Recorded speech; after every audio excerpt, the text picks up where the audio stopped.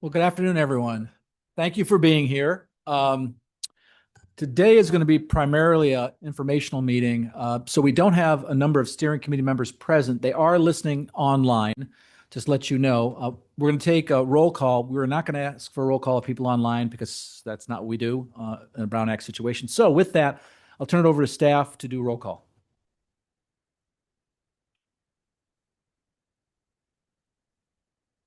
Adam Holt. Doug Eden. Present.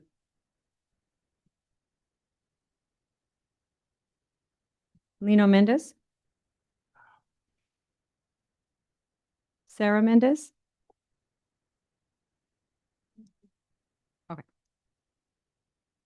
Chuck Riojas. Karen Musson. Larry Restaurant. Present. Brian Melcher.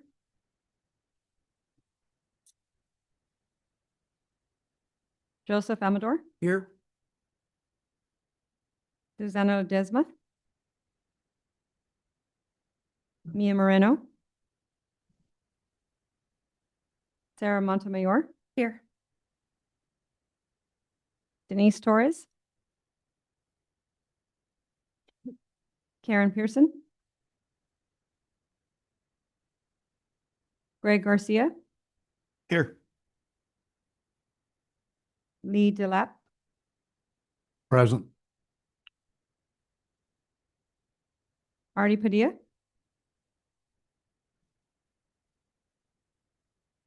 Tina Sumner. Nick Palladino for Tina Sumner.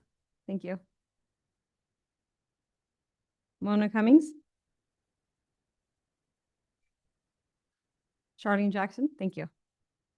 I think Charlene should be at the table if she's an alternate.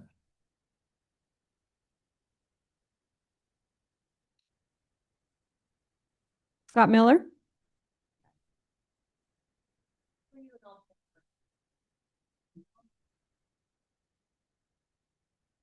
Gina Behrens. Alexander Naranjo. Gail Miller. Present. Wyatt Meadows.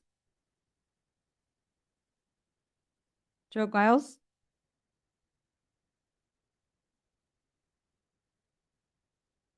Karen Burkin.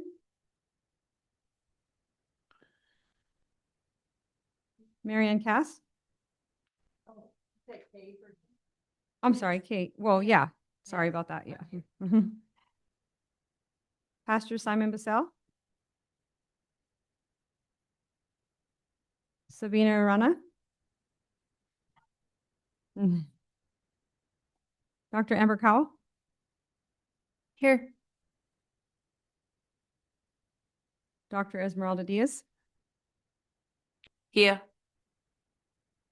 Veronica Carabay. Here. Mandeep Jahal. Pastor Joby Jones. Here. Nayamin Martinez. Oralia Masida. Cindy Gerardo. Here. Chair Mua. Here. Emilio Hipolita. Present. SB Sandoval. Here. Anybody come in that? Artie Padilla. Are there any other steering committee members that have not been announced today that are here? Okay, with that, we can get started. So just go over just some basic stuff that we've already been through. That is the poll results. We talked last time about the kind of the top line on the overview of the poll results. We've also last time had a major decision on the approval of the general category allocations. As you can see from the PowerPoint slide, just to remind you, that's what the allocations broke down to under the high priority proposal. In addition, what we're going to do today is really focus on, it's really more informational. There's no intention of having any votes today. We're really going to be talking about the draft implementation guidelines. One thing I just want to stress is that these are the first draft of the implementation guidelines. And as I was explaining to someone when I was a professor back in the day, if a student doesn't hand in their first draft of their term paper, it takes several drafts. So this is just a first draft. So we expect your input and for COG staff to consider when they redo this and come up with a second draft and maybe a third or fourth, however many times it takes to get consensus around the implementation guidelines. So with that, we're going to be talking about existing neighborhood roads, public transportation, regional connectivity, transportation innovation, administration. We'll start with Robert's going to go over the implementation guidelines, and then we're going to open it up to steering committee questions, comments, concerns, and then we'll open it up to the public to give their comments and concerns. We're going to do two at a time, right, Robert? That was the plan? Yeah, we'll see how far we get. Yeah. The idea is like half of the categories, and then open it up to steering committee comments and then public comments, and then go into the second half of the implementation guidelines. So that's the way we're going to approach it. So with that, I'll turn it over to Robert. Okay, thank you, Mark. Again, we apologize for getting a lot of this out to you late. You should have received the implementing guidelines, the draft implementation guidelines yesterday. This PowerPoint is a summary, but it's a pretty thorough summary of everything you're going to see. Very much like the general allocations, the implementing guidelines were cobbled together based on a lot of what we saw from the 2022 guidelines. There was a lot of holdover from that we were able to use, but in collaboration with a great deal of input, again, from this committee, you're going to see a lot of your comments reflected from earlier conversations in this. Hopefully you will notice that. And then in addition, input that we've received since then, very much like the general allocations from our board members and from our stakeholders, elected officials and so forth. So that's where all of this is coming from. And we start with the guiding principles, fix what matters most, keeping people safe, getting people where they need to go efficiently, improving transportation alternatives, building strong, vibrant communities, leaving no neighborhood behind, fostering innovation, and ensuring a fair and transparent use of tax dollars. So the guidelines begin with the general purpose. They include important definitions of all the related program requirements and processes, and that are specific to each program, the percentage and amount of each program, and the list of eligible projects for which Measure C funding may be used. The funding categories, as we've mentioned already, 65%, this hews to what the steering committee decided earlier, 65% for the existing neighborhood streets and roads and repair program, 25% for public transportation, 5% for regional connectivity, 4% for the access and innovation program, and 1% for administration. So getting into the nitty gritty, in the existing neighborhood roads, as we've discussed previously, funds go directly to the cities and the county for local neighborhood street and road repair, traffic safety, with a minimum base of $400,000 annually. After the base, funds are distributed on an 80-20 ratio of population to road miles. Active transportation projects are folded in, those that build and maintain bike lanes, walking trails, and safety improvement projects, including safe routes to school infrastructure and non-infrastructure programs. Funds may be used to support infill and mixed-use development, and also may be used for planning to get projects ready to a shovel-ready status or position. For public transportation, the intent is for public transportation funds, number one, to improve bus frequency, also bus rapid transit frequency, paratransit services, and transit infrastructure generally, such as shelters and transfer centers, point-to-point programs for seniors, veterans, and mobility challenged individuals in particular. Transit agencies are to develop expansion plans within 2 years of passage to inform voters how they intend to use and leverage additional revenues. And then it is also intended to assure affordability going forward for transit services countywide. Regional Connectivities provides matching funds for major projects benefiting multiple jurisdictions. So including multimodal and interchange upgrades, improvements to major arterials, bridge improvements and replacements, and a particular set aside for the Fresno Yosemite International Airport, and freight corridor improvements also. Access and innovation, innovative projects and programs that improve access to public transportation systems region-wide for more effective and efficient delivery of services through technological capacity improvements, demonstration, deployment, and evaluation of projects that promote innovation in public transportation and that have broad applicability, planning and construction of those projects and specifically regional transportation hubs, zero emission infrastructure, digital connectivity, and zero or low cost public transportation fares for special populations. Under administration, appropriate staffing to ensure effective and efficient collection, auditing, outreach, and other functions associated with using Measure C funds, effective and timely notification for updates, amendments, and reviews, disseminating information effectively and efficiently from a public database focused on outcomes and performance metrics, providing technical assistance and enabling jurisdictions to comply with the requirements and leverage funds to implement the projects we've talked about. Okay, so in terms of the purpose behind each program, the intent here under neighborhood roads to bring the road systems within the 15 cities and the rural unincorporated areas of Fresno County to an average pavement condition index of 70 or within the good category, to maintain and build 150 miles of new bike lanes and trails, Class 1 or Class 4 by 2057, as identified by the active transportation plan for each jurisdiction, to improve walkability, safety, and connectivity for students and reduce serious and fatal injuries, to reduce VMT, vehicle miles traveled, to increase access to jobs, services, and schools. What are the metrics? Okay, so there's a purpose, and then for each of the funding categories, there's a purpose, and then there are also metrics and performance measures. So the metrics for the existing neighborhood roads. The intent is to have the average PCI for each jurisdiction to be 70, including arterials, collectors, and neighborhood streets. And each street or road will need to reach at least a minimum of 65 PCI or above.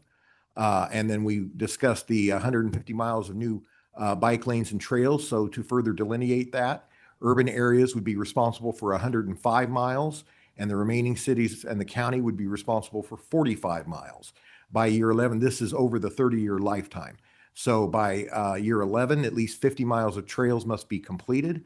Safe routes to schools projects that include Class 1 or Class 4 facilities may be counted towards satisfying this requirement, and up to 20% of the requirement may be met by routine maintenance.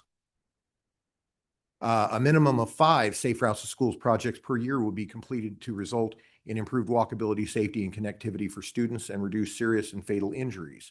Jurisdictions collectively may meet this minimum by ensuring that at least 50 projects have been completed every 10 years. And I should probably pause here for a moment to indicate that these are guidelines from here.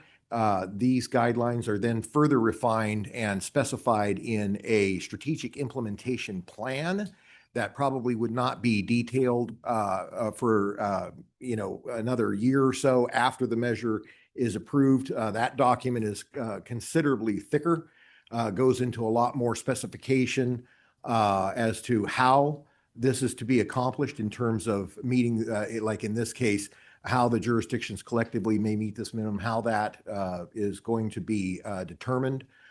Certainly there would be reporting requirements that is part of the annual performance audit process, but a lot of this is going to be addressed in that strategic implementation plan. These are the guidelines. Improved safety and accessibility for walking and biking within a mile radius of school zones via infrastructure and engineering improvements. This is a slight deviation from the current program, which emphasizes a half mile. So, but it does allow for additional distance. For implementation, every 3 years, a countywide pavement condition survey would be conducted and funding would come from this program. Agencies would then be required to develop a capital improvement program that would address the pavement repair and maintenance strategies that would be submitted to the FCTA, and that survey and plans would be used to evaluate progress toward that 70 PCI goal. again, to be further refined in the SIP. Independent financial audits of the program annually would be required to verify that funds were expended consistent with the requirements. Agencies found out of compliance would be subject to withholding of program funds until appropriate reimbursements are issued. And then triennial compliance evaluations where jurisdictions must show how they spent the program funds would be required. Agencies would be allowed to accumulate funds for up to 6 years if they are needed for match purposes or for a large project. If an agency is not in compliance with the 3-year requirement, the authority shall withhold funds until the jurisdiction is compliant. Repeated noncompliance shall be subject to reallocation of funds as determined by the FCTA board. Active transportation projects would be included in a local agency 5-year capital improvement program or annual expenditure plan or an annual budget, or by resolution approving a specific project or a list of projects and or programs at a public hearing of each local agency. Okay, so that is, I don't know if we want to stop here. Yeah, I think we should stop here and let the steering committee kind of absorb all this stuff. I assume that some of you at least took a look at this prior to this meeting. Perhaps you have questions. I mean, I can start it off first by saying, this is a draft. And as you walk through it, this is a lawyer I'm looking at it. There's lots of issues that I see. For example, not consistent use of terminology. That needs to be cleaned up. So things like that. And I see that, I'm sure that when the lawyers take a look at this, because they'll take a look at this after this, Robert, and they'll do their review, those kinds of things will be cleaned up. I do think that there are things here. Again, this is a first draft. So these numbers that you're seeing aren't locked in stone or anything like that. This is a conversation that the steering committee has to have. So with that, I want to open it up to comments and questions. Nick, you have a question? Go ahead. Yeah. I'll to a certain extent, I'll make my routine speech. I believe it's slide 15, existing neighborhood roads purpose.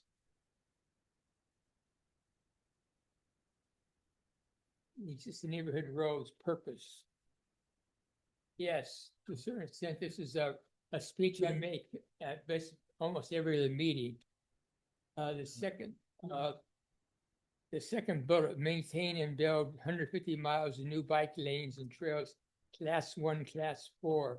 On that bullet, I think that bullet needs almost to be totally rewritten. I have a standing complaint and a comment.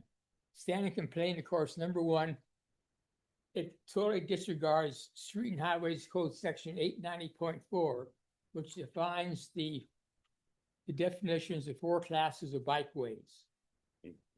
You make the reference to new bike lanes, and then you say class 1 and class 4. Neither class 1 nor class 4 are bike lanes. Referring to Street and Highway Code sections 890.4, bike lanes are class 2. Class 1 is bike path or shared use path. What the cities of Fresno and Clovis are building, I assume other jurisdictions, and what the Trails Advocates want also are class 1 facilities. They are called trails, but what they actually want are class 1 facilities. Class 4 are in the Street and Highways Code defined as cycle tracks or separated bikeways, commonly referred to as protected bike lanes. When reading this document through the draft, wherever I see the word protected bike lanes, that should be thrown out and replaced by cycle tracks. This is going to be a legal document that should be consistent with state law, not with common usage, but with state law. So that's number 1. That bullet needs to be, basically redone. Because so build and maintain. And I think what you had in mind is build and maintain 150 miles of either class 1, shared use paths, or class 4 cycle tracks. I think that's what you had in mind. I don't think you had in mind class 2. Or to just say just facility, class 1 or class 4 facilities. Class 1 and class 4 facilities.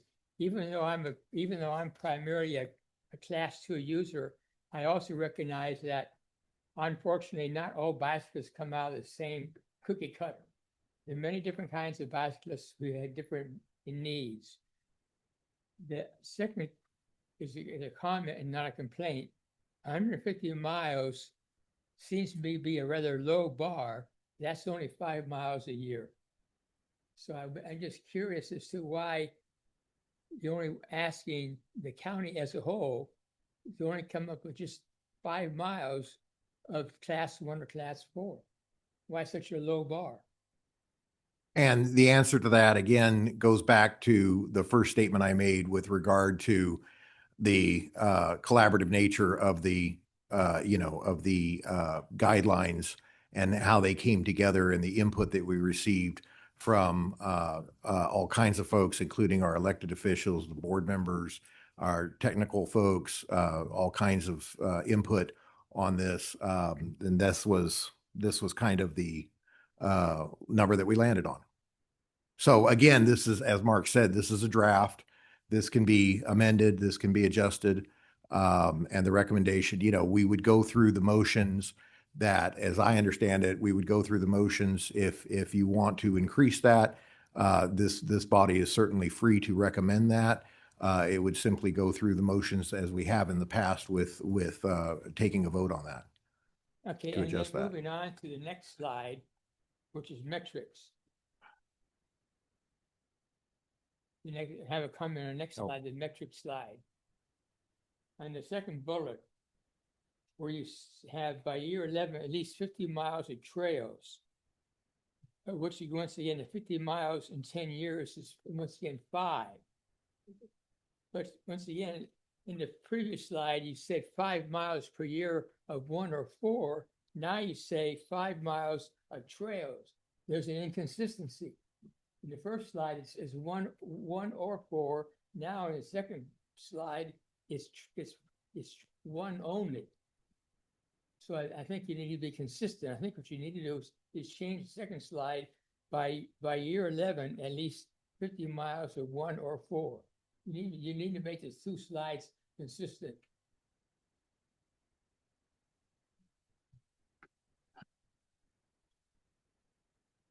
Just for edification for the folks here, there's a difference between class 1 and class 4, as Nick's pointing out. And the best, for those of you who live in Fresno, you can compare class 1 as something you'll see along the Midtown Trail, where it's along a canal bank. That's a class 1. Class 4 is what you'll see on Barstow Avenue going by the university, which is those plastic bollards. There obviously is a huge difference in cost between a trail and a class 1 trail and a class 4 protected bike lane. So just that's something for you to consider. It's not a 1-for-1 cost expenditure at all. It's substantially different. Also, another difference is pedestrians are prohibited from class 4s.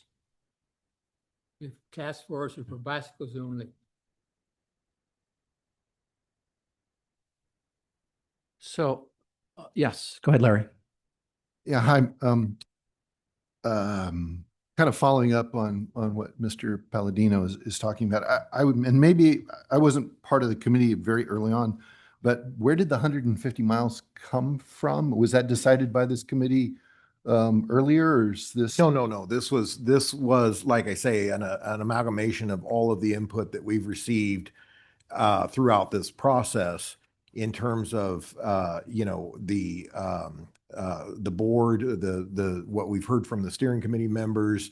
Like I said, there's been various stakeholders who've approached us with their concerns about how the implementation guidelines would implement the allocations, because in the allocations, the active transportation was called out, originally was called out as a separate category, now has been collapsed into that existing neighborhood streets and roads category.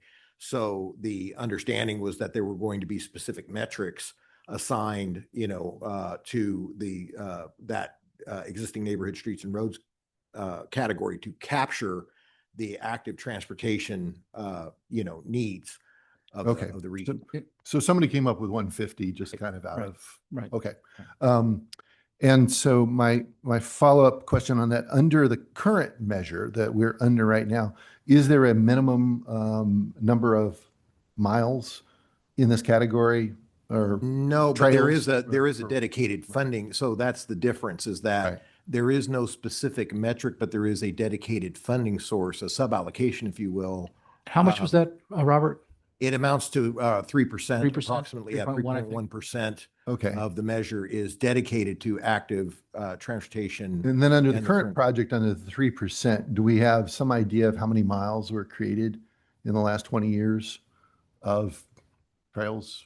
Well, we have Scott Mosier's here, for at least for the city of Fresno. I'm guessing Midtown Trail's about 8 miles, I'm thinking. And that's basically the project's been done over the last, there's been some other projects, smaller projects, but that's been the major one. But Scott, maybe you can comment as to how much the city of Fresno has done over the last 10 years. Right, and so there's trails, but then there's also the protected bike lanes. Right. I guess Again, that's a Scott can physical speak to that. qualification on that. Class. Right. Good afternoon, Scott Mosier, City of Fresno Public Works. So City of Fresno has at the moment about 12 miles of Class 1 trails. Midtown Trail add another 5 in construction on completion. We have a couple miles in, we'll have 4. So we'll be, The we'll other, be at just to be clear, the other part is the Sugar Pine Trail.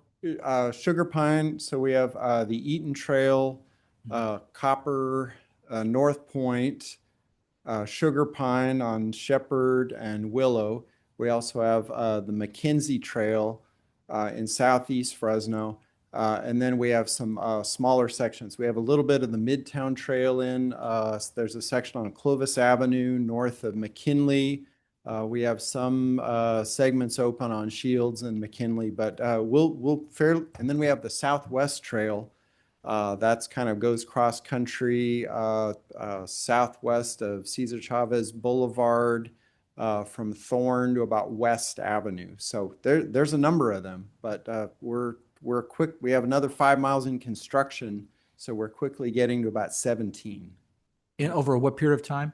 That'd really be over about a 25-year period because I think phase 1 Sugar Pine was 99, 2000. Yeah. that's Sounds about right. Yeah. Okay.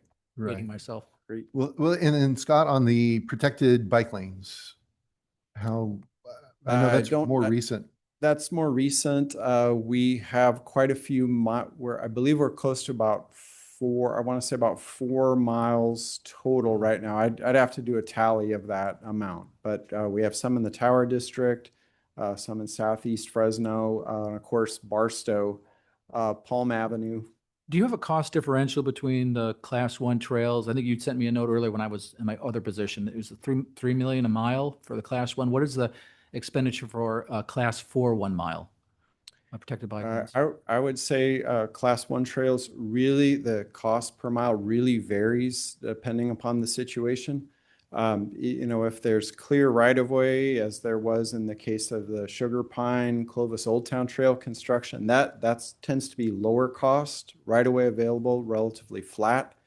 I can tell you on the Midtown Trail, City of Fresno is at roughly 23 million for 7 miles total.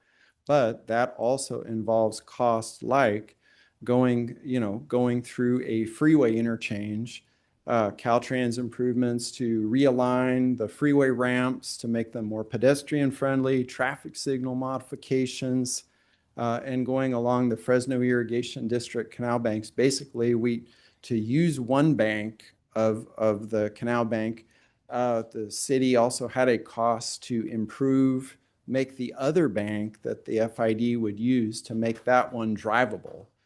We often find they have situations where one bank is workable, but they don't really have viable access on the other. So we had a fair amount of improvements associated with it. Just to help That's folks- more on the high end, if that answers the Right. question. When I spoke to Clovis about this a little while ago, they said it was 1.5 million per mile. So that might be more in line with the typical. And I would agree. City of Fresno's done projects of that range. Midtown Trail's a more expensive one because of these other. And what was the conditions. cost for the Class 4, like say on Barstow? What was the cost for that for a mile?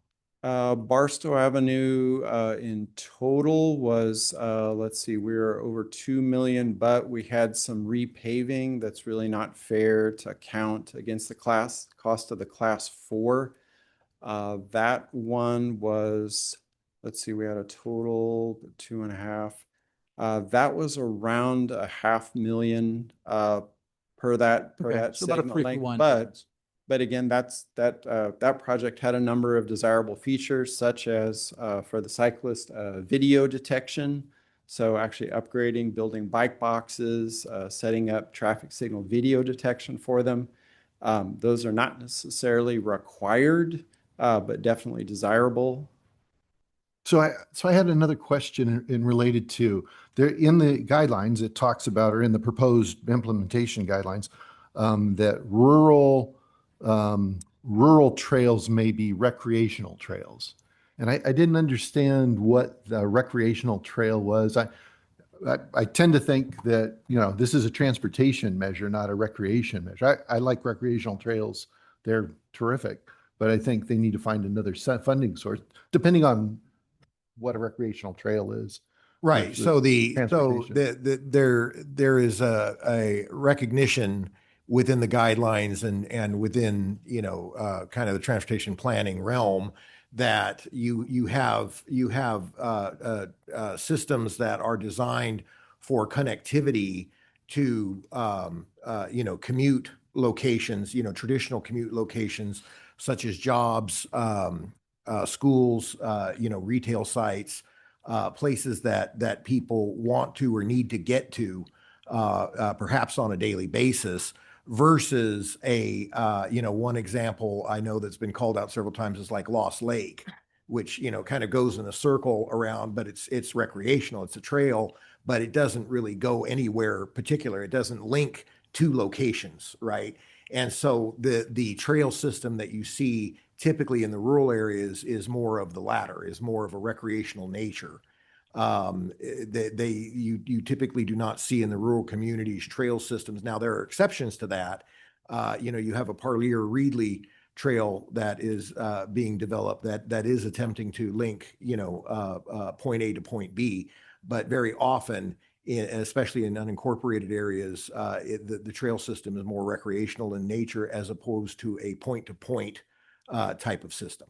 And so the metrics and the performance measures that are associated with or within these implementing guidelines are aimed at the former, at the point-to-point. Okay, yeah, and thank you for the explanation. It seems to me that under transportation measure, it should be point to point, not so much recreational. I like recreational, but I don't think it's the purview of this measure to. Right, and it also has the benefit of making it easier to leverage additional funds, right? Because especially when it comes to federal funding, the feds have no interest there's no federal interest in recreational trails, but they do have an interest in helping to fund point-to-point trail systems. Okay.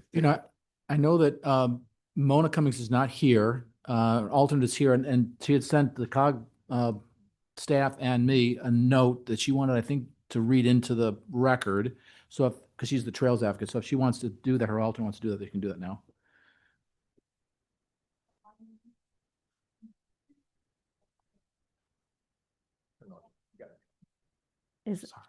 Okay. Hi, my name's Carlene Jackson, and I am the alternate for Mona Cummings, and we represent Tree Fresno. I have a statement that I would like you to read.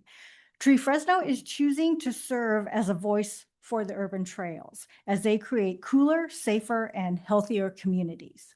Tree Fresno's greatest concern for this new measure is regarding its commitment by Fresno and Clovis to the urban trail system. Tree Fresno supports complete flexibility for cities outside of Fresno and Clovis. That being said, there exists a master urban parkway plan, which includes well over 200 miles connecting the Fresno-Clovis urban areas. These trails function to get people to work, school, and important hubs for commerce. They should not be minimized, overlooked during a time when fuel prices are rising and usage of these trails is at an all-time high. People use safe and comfortable trails by foot, bicycle, scooter, and in the future, maybe even transportation devices we have not seen. School safety is emphasized in the guidelines, but let's not stop there. Mom and dad still need to get to work. The guidelines say in year 11, 50 miles of what is defined as trails will be completed. It appears as if 20% of the 50 miles can be met by routine maintenance costs. So that could equate to only 40 miles of urban trails. In the worst case scenario, the trail system effort throughout the urban areas would be abandoned due to costs with funding absorbed by the larger roads category. Let's look at costs. Urban trails can cost 3 to 4 times the cost of the implementation of bike lanes due to the challenges of installing these complex facilities in the heart of the urban community. There are requirements for safe routes to school projects per year. Though critical, this program does not serve to expand the urban trail system to connect metropolitan Fresno-Clovis regional areas from north to south and east to west. Urban trails need to have their own metrics built into the guidelines. Otherwise, any funding available for trails will be used for routine maintenance, bike lanes, and safe routes to schools. Progress in terms of urban trails should be tied to a reasonable number of miles of newly constructed trails over the life of the measure, 30 years. The current measure obligates 3.1% of the overall budget to trails, and 0.9% is designated for bike lanes. In this new measure, we will not accept an outright budget cut for urban trails. Thank you. Yeah, Veronica. Thank you, Carlene. Just a quick question on that. Did Mona suggest any policy language to be included, or is there draft language that we could consider based on her feedback? I think it's really helpful. I'd like to see what the solution.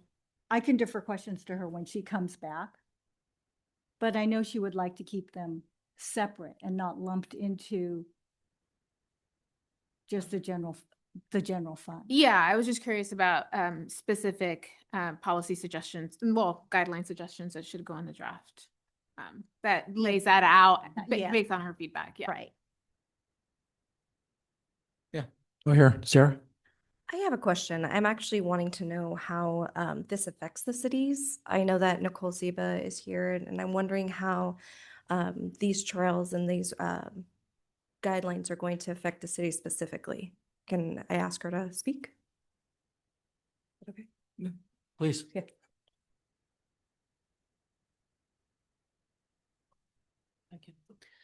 Thank you, Sarah, and thank you, Chair. In Reedley, we are approximately 26. Could you please state your name for the record, just so we have it on the record? Yeah. Thanks. Nicole Ziba, City Manager for the City of Reedley, and I appreciate being called up here because we do have a little bit of concern as a smaller city about some of these metrics.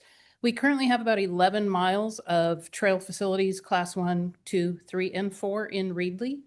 And so the metrics for us may be difficult because of the acquisition of right-of-way and some of the other things that are required. We currently have what I would call, Mr. Westland, a recreational trail that links our college, our high school, our municipal service center, our library, our downtown, our river, all the way around to our sports park. It goes 3/4 of the way around our city. You can walk it, bike it, take your e-bike on it slowly, please, or even horseback ride on it. We would love to connect it 100% around the city so that you can make a big loop. We have been trying this for the 14 years that I'm city manager, but the exorbitant price of right-of-way for a small city.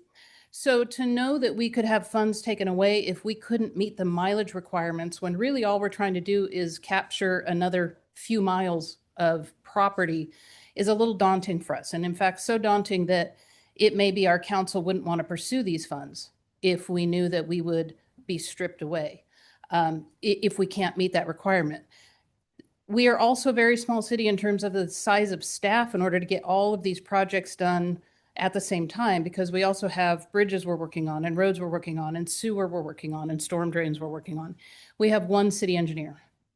And then we're required to hire consultants. And right now, as it is, we are struggling even finding consultants who have capacity to take on more projects. So Add to the daunting nature of the number of miles that would be required, along with the 3-year criteria, and you may find that some of us smaller cities would not participate. Now, I had a glimmer of hope in what Mona Cummings had written, in that she made mention of Fresno Clovis being I'll say the target, and perhaps that's not the right word, but maybe there could be some consideration for cities that are under 50,000. And I say 50,000, we're 26 right now, but we're talking about a 30-year measure. So it is somewhat concerning, Sarah. I appreciate you pointing that out. We are trying our best as a small city to get people to use the trails, the bike facilities. Like I said, we even have a quarter-mile or half-mile Class 4 bike lane. We'd like to do more of that.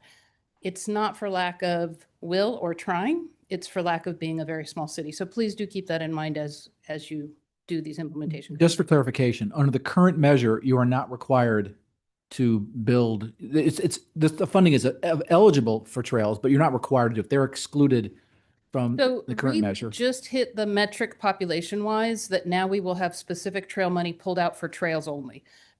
This measure, and I'm going to ask Robert to step in because I haven't seen the current measure language in a very long time, but cities under a certain population could kind of tie it all together and use it as needed. Now we've stepped into a different category though. So, Yep, thank you. thank you. Sure. Sorry, Glenn? sorry, Ms. Ziva, if I could follow up. So you brought up the 3 years in that there was there's also an exception written into, or not exception, maybe it's wrong language, for saving up of 6 years for a major project. Do you, in Reedley's, in your opinion, is that sufficient time to be able to do the types of size of projects that you may need to do with Measure C dollars as a match? Just kind of It feedback. really from that. depends upon the project, but like I said, I've been city manager here for 14 years now and would love to connect our trail so that it's 100% around the city, and we have not been able to do that as of yet. So for larger street projects, is a 6-year time frame sufficient? Likely, yes.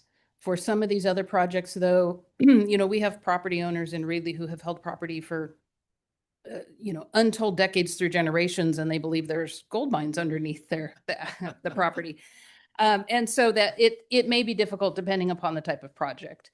Now, since I have the microphone for one extra second, I will tell you one other thing that caught my attention in my many sticky notes here. And that is on page 17, it does say that ongoing maintenance. So, part of this requirement, I thought we could meet by the routine maintenance.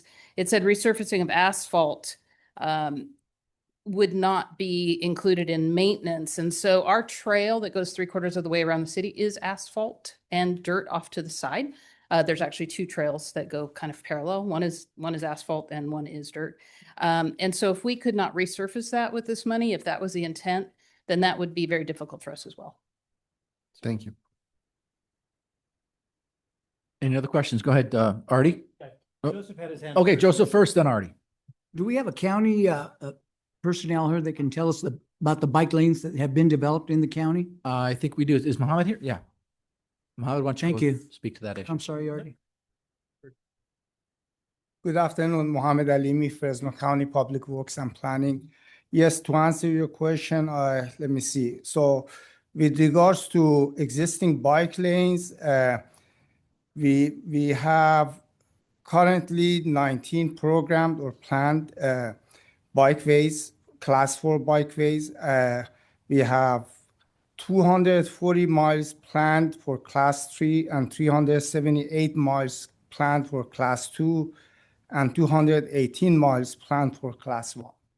As far as existing, we have 3.7 miles Class 1, 88.3 miles Class 2 bike lanes. Do you have any class 4 currently? No, we don't have any Class 4 or Class 3. You said they're in the plan? They are in the ATP plan, that's right. Pardon me? The locations, there are a bunch of maps that if you look at the regional ATP that COG prepared for the region and the Fresno County Board adopted it, they have those locations specified. Do you know if there's any plan for Pool Park over on Bass Avenue? Future bike lanes? That's the county road that takes from Mendota Men- up to that. Yeah, I know we did a bridge project over there several years ago, but I'm not sure about what is planned. That park, if I recall, is part of City of Mendota, not, They've taken the responsibility to maintain it, to upgrade it. and yes. Very nice park now, but I was just wondering if there's any future county money that's gonna be out for the public out there. So just a thought. Thank you, sir. Any other question? Yeah, So as Mark Scott and I were looking at this, we were really pleased to see that TOD was in the local streets and roads. One thing that we were thinking about, we'd love to see as this gets fleshed out within the implementation guidelines is to see how we can include infrastructure and other related costs to housing and multi or mixed use development.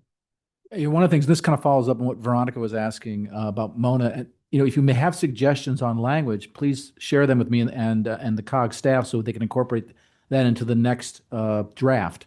So that'll be very helpful. This is kind of an opening conversation on what these implementation guidelines are and where we can go from here. Anybody else have questions? Yeah, go ahead.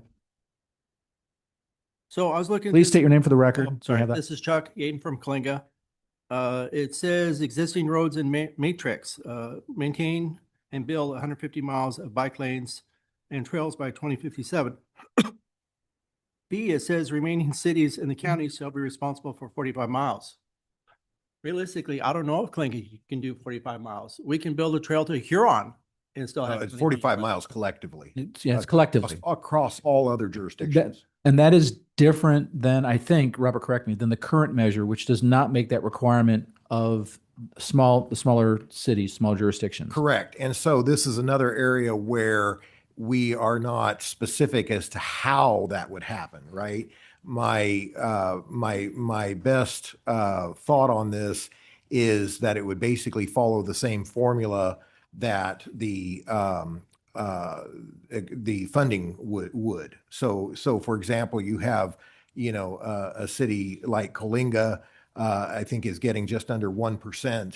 So of the funding, right? So under this approach, one way you could do it that might make sense would be that 1% of that 45 miles would be assigned to Kalinga. I was thinking each area had to do 45 No. miles. Like, that's kind of tough. Like I said, we could build a trail to Huron and still have plenty of miles. Right. Yeah. So again, that would have to be much further delineated and specified in the strategic implementation plan. Right. Lee, A couple of questions. again, please state your name for the record so we have that. Lee DeLapp, County of Fresno Representative. In this plan, as we see it moving forward, I have a couple of questions. Number one, on the revised formula to 80-20, who will be the jurisdiction? Or will it be a group effort who determines the formula split from the current 75-25 to 80-20? That's one. And then secondly, on the pavement condition index, I see we have a 3-year measurement, and I assume that'll be a one consultant that would do that, one firm that would do that. And how does that equate to what we do now for measurement? Okay, so the first question, the answer is the 80-20 was part and parcel of the allocations recommendation that this body adopted at its last meeting. So the 65% included the 80-20 formula. And then the second answer to your question, or the second question is that, yeah, we would anticipate that Fresno COG right now leads on a periodic basis, leads a pavement management system update approximately every 5 years, but would have to adjust for that. The funding would come out of this program under this proposal, and we would do it on a regional basis. We would do it for everybody. Go ahead, Lee. Yeah, follow up. Yeah, I understand the 80-20 is a recommendation, but the question was what jurisdiction or body will make the final determination? Is that FCTA, Board of Supervisors, the Council of Governments? Who will make that? It'll go first. Okay, so the way this will work is the recommendation comes from this body, goes to the COG next. Okay, with regard to the allocations that was voted on here at your last meeting, that's going to the COG board tomorrow night. Okay, assuming that that is then approved, then that decision will hold pending the outcome of the implementing guidelines. Once the implementing guidelines, which effectively is also the expenditure plan, once that is developed and approved, then now we have a complete package. From there, it goes out to the Board of Supervisors and to each individual jurisdiction for approval by resolution. It requires approval at the Board of Supervisors and also at least a majority of the jurisdictions representing a majority of the population. And then it would go back to the Fresno County Transportation Authority for certification. And then it would go back to the Board of Supervisors a second time for ratification for the ballot, excuse me. Thank you. All right. Any other comments from the steering committee? Questions, concerns on any of this? I have a question. Go ahead, Gail. State your name for the record. Gail Miller. A question about funds may be used to support infill and mixed-use development. Can you explain that? That doesn't sound transportation related. It's not specifically, but it is allowed in the measure right now, the current measure. Yeah. So again, this is I delineate these as the shalls versus the mays. This right now is listed as a may. So it's an eligible expense. It's not a mandatory expense. So it allows for the potential for a jurisdiction to use funding for infill development. I think that's commonly referred to as a TOD, transit-oriented development. Transit-oriented development, yeah. It's got that word transit in it.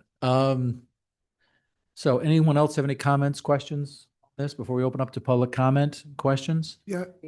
I'm sorry. Oh. Go ahead, Kay. State your name for the record again, please. Kay Burtkin. I just attended a webinar that the COG put on for shade and other sorts of extreme heat analysis. Exactly. And I noticed that in the guidelines somewhere, and I know I can't find it, it was dropped in one section about tree canopies and climate mitigation issues. And but I don't really see any. It's not listed planting. What is listed as an eligible project is tree trimming and that maintenance as a maintenance issue, but nothing about planting. And I'm just wondering to what extent the work of that shade group might not be incorporated in what we're doing. They're actually identifying roads that need trees. Yeah, and that may have been an omission. Because again, that was, as I recall, that was another eligible expense. And so that certainly should be included. So we can certainly make that adjustment. Okay. To include that. And, it might be interesting to include some sort of metric on that, how many. I know Fresno has some ambition for number of trees that they would plant over a certain period of time to improve the tree canopy of the urban area, but it might be something to include here. I think that was included in Complete Streets. I think it was there somewhere. Yeah, somewhere in there. I just couldn't find it again when I was looking just now. Again, this conversation is extremely helpful for staff, but I encourage you to put it in writing, your concerns, and send it to Robert and myself. Make sure that they can have a chance to kind of sit and think about this and when they redraft these implementation guidelines. Yeah, I was very pleased to see actually the mention of trees, even because of the COG has been doing these separate siloed studies. One of climate resiliency, there was a big study. Another one related to this, the tree canopy and shade and dealing with heat issues. And it would be nice to think that that work that the COG has been funding would be incorporated in the what we're looking at here. It hasn't been explicit, but I am pleased to see that a lot of it is here. It's just kind of hidden. All right, good. Larry? Yeah, sorry. Again, always state your name for the record, please. so we have Yes, that. sorry, Larry Westerland. So I did have a question on page 12, down at the bottom, item number 3. So this is talking about active, if I'm reading it correctly, active projects. And there's other requirements of these active projects. And I think I've got a concern here in terms of no more than 5% can be spent on road expansion or capacity projects. So is that 5%? We're talking about the guidelines or the PowerPoint? Oh, yeah, Guidelines. I'm sorry, what page are you on? 12 Is that slide 12 or page 12? of the guidelines. Of the guidelines? Right, Okay, yeah. Okay, thank you. Yep, sorry, I didn't make that clear. Page 12 of the guidelines. So other requirements, no more than 5% can be spent on road expansion or capacity projects. Exemptions are limited to. So is that 5% of total expenditures there in this category? Is that what that's referring to, or 5% of the project? Don't look at me. 5% of the total expenditure, or the allocation, 5% of the allocation. Allocation of Measure C dollars in this category. For the jurisdiction, by jurisdiction. By jurisdiction. Okay. Well, maybe that could be expanded upon and made a little bit clearer, because it's not clear to me. And then down in subsection D, where it says new roads constructed. So this is under the exceptions, limited to new roads constructed or reconstructed in whole or part with measure funds shall include sidewalks, protected lanes. Now, I get sidewalks on both sides for new roads constructed, but for reconstruction of roads, there are going to be roads that need to be reconstructed that there's just no legal or possible to put sidewalks on both sides if it's a currently built in an urban area.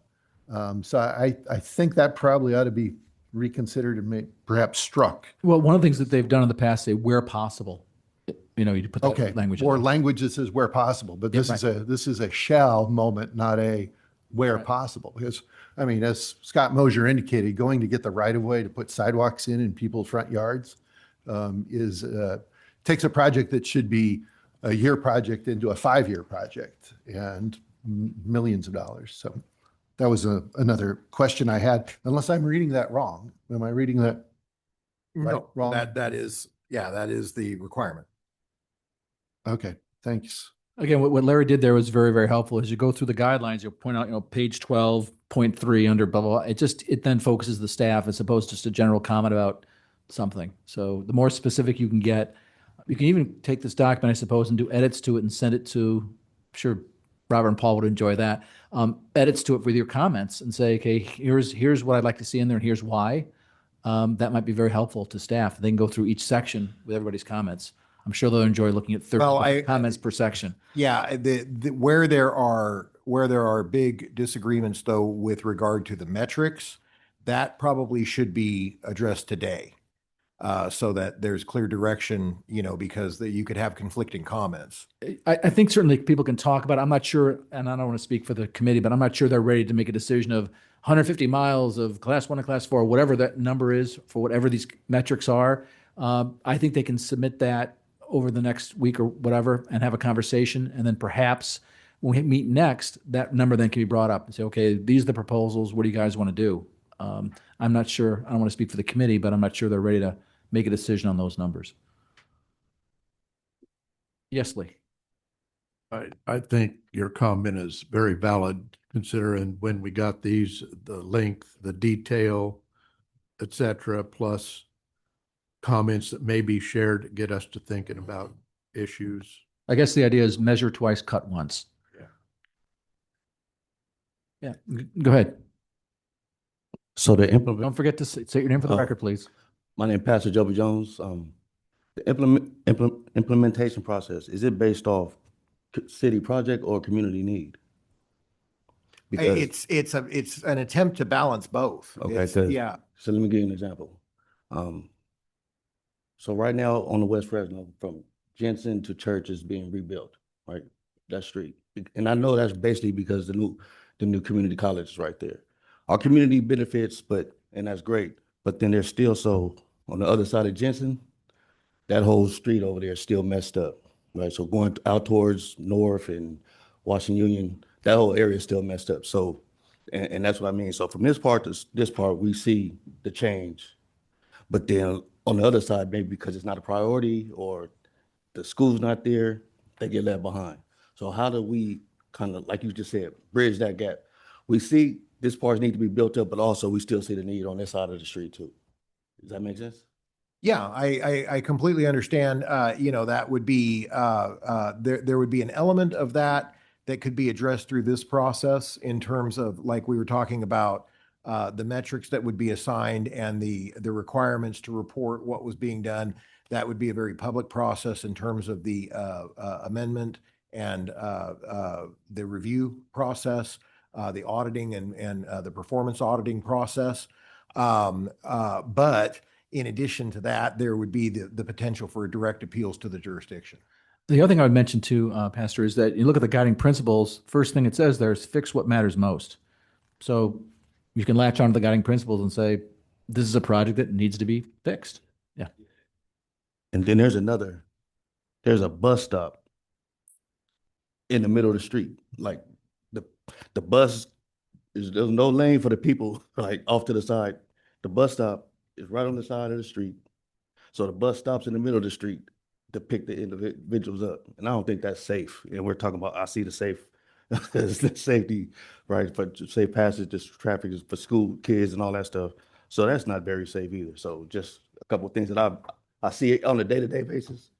Sure. And so we do have what's known as the unmet transit needs process that occurs annually, in which comments like that could be submitted and are evaluated by the transit operators, the three transit operators, to determine whether they are quote reasonable to meet in the language of state statute. And so that's something that could certainly be submitted through that process as well. The other thing I remember is, I think I recall this correctly about transit, that they want to improve the bus stops. Well, that certainly would fall into that category. Yeah, good, Artie. Artie Padilla. With language, since we're talking about language, like on page 13, number 10, which I love the dig once model with construction, but it says should adopt, each jurisdiction should adopt. That means they have the option to or not, right? So we can't force anyone to do anything, which is too bad. Big difference between should versus shall, so. Yeah. Because I was facilitating a broadband working group last year, and they brought this up, That's a really good point, Artie. And when you see words like shall or should or you might want to say, hey, I think this should be a shall, not a should. The only thing I also mentioned, I think I mentioned this earlier before, is Chattanooga, Tennessee has gotten national, if not international recognition, because they did that when they did their roads. They specifically incorporated the internet as part of that, and they're now probably one of the most well-connected cities in the United States. So that's something to get a bigger bang for your buck. Yeah. That's something to certainly think about. Maybe that should be a shall. Yes, go ahead. In the Forget to say your name again for the record. Oh, Carlene Jackson. And turn your mic if your mic isn't on. It's on. Okay, good. I learned. Okay. In this expenditure plan, it just says 150 miles bikes and trails, just together.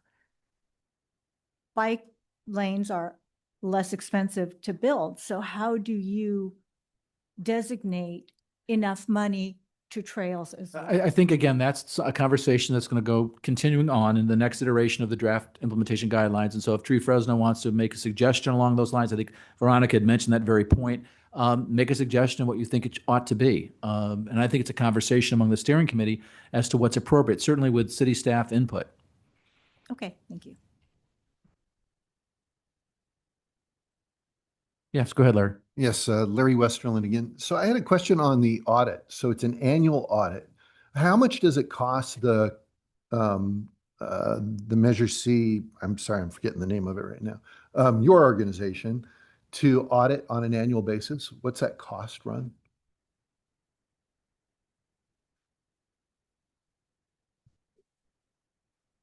Roughly, yeah, so approximately $80,000. And how long does it take to do the audit? Oh, it's at least, what, a quarter? Takes about 3 months. Because what they're auditing the jurisdictions as well. So it depends. The answer, quite frankly, is it depends, because in order for the Measure C funds to be audited, the jurisdiction has to have its single agency audit completed. Right. And so assuming that is up to date, Right. then the Measure C audit can proceed, right? But if it's not, then they can't audit for the given year if the single agency audit is not up to date. Right. But I would say my general understanding is it would probably take about a 3-month process at a minimum to complete that, assuming the single agency audits are completed. Right. Well, and thank you. I appreciate that. I guess my thought is, and I'm all for accountability. I'm not interested in not having accountability, but every 12-month audit process seems to be a very fast cycle. Now that's the, we're talking there about the financial audits. Financial audits. Right. Right. And so would there be anything that made sense to make that a 24-month audit cycle instead of an annual? I don't know what kind of administrative burden it is, but Have we looked at projects don't always come out that fast. Well, perhaps we can look at other COGs and see what they do. Do they have an annual or 2-year cycle or whatever it is? Can I just point? Sure, Veronica. Please say your name for the record. Veronica, just a point that the Public Utilities Code that authorizes Fresno County to have the sales tax requires an annual audit. Is it? Okay. All right. Well, that answers that There you go. question. Any other comments before we open up to public comment? Okay, go ahead, Lee. Yeah, Lee DeLapp, County of Fresno also is different allocations, different fiscal years, even though the project may run on multiple fiscal years. So the more you delay it and try to commingle funds, the more complex it gets. Okay. All right, thank you. Anyone else before we open up to public comment? Is there anyone in the audience and the public that would like to make some comments about this first half of the implementation guidelines that we're discussing? Sorry, go ahead. Mohammed Alimi, Fresno County. With regard to these guidelines, I have some questions, or maybe that needs maybe some clarification. On page 9, items 4 and 5, states Fresno County will reduce vehicle miles traveled. And also Fresno County residents will have increased access to jobs. Is this referring to Fresno County as an agency or Fresno County as a region? Could you tell me what line you're looking at on page, you said 9? Page 9, items 4 and 5. Okay, thank you. Yeah, it's intended as a regional, it's intended as a regional, not targeting County of Fresno. So then my I'm sorry, just to interrupt. So we should say county-wide as opposed to saying Fresno County, because then people are going to think it's specifically. Region maybe. Yeah, something like that. So it doesn't say specifically target the counties. Yeah, because that to me reads as like Fresno County as the agency. No, fair point. The other question is like item 4, Fresno County vehicles miles traveled being reduced. Every agency is by SB 743 is required to set a threshold, and every agency may be different.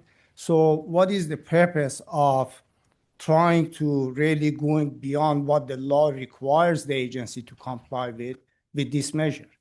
Is that a rhetorical question or an actual question? It's a comment. Okay. All right. So I think some of these needs to be stricken out. It really doesn't belong in these guidelines. Again, this is a first draft, and anybody who's written a paper realizes they don't hand in their first draft as the final draft. So this is going to take some iteration. So again, to the extent you have comments like that, please submit them to COG staff. I think you can take this document, like I said, and just make your edits on it and submit it to COG staff so they can look at everyone's comments on the various sections. Thank you.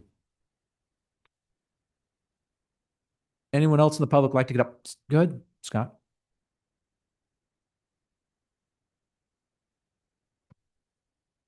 All right, good afternoon again. Scott Mosier, City of Fresno Public Works. Just have a handful of comments. One, committee was having some discussion about complete streets, sidewalks and such. If it's helpful, our city council did adopt some years ago a complete streets policy. So City of Fresno does implement that, but it does have exceptions that perhaps would make sense for the implementing policies. There are exceptions that were made by our council where, for example, if it is a developable parcel, if a street is being the policy applies regardless for us of funding source. It could be SB1 gas tax, whatever it may be. But if it's a wide open developable parcel wherein when that develops, they will have the requirement to install curbs, gutters, sidewalks, streetlights. We have an exception in that policy because we're trying not to put public dollars into something that would be imminent developer obligation when that property goes in.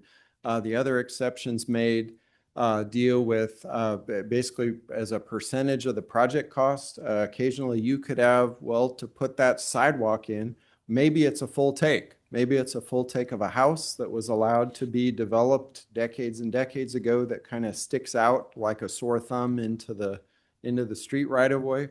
And true that that's standing in the way of putting the sidewalk in, but do we say, well, you cannot repave that road unless you're going to buy that house and take it out? Or sometimes utility poles that stand in the way.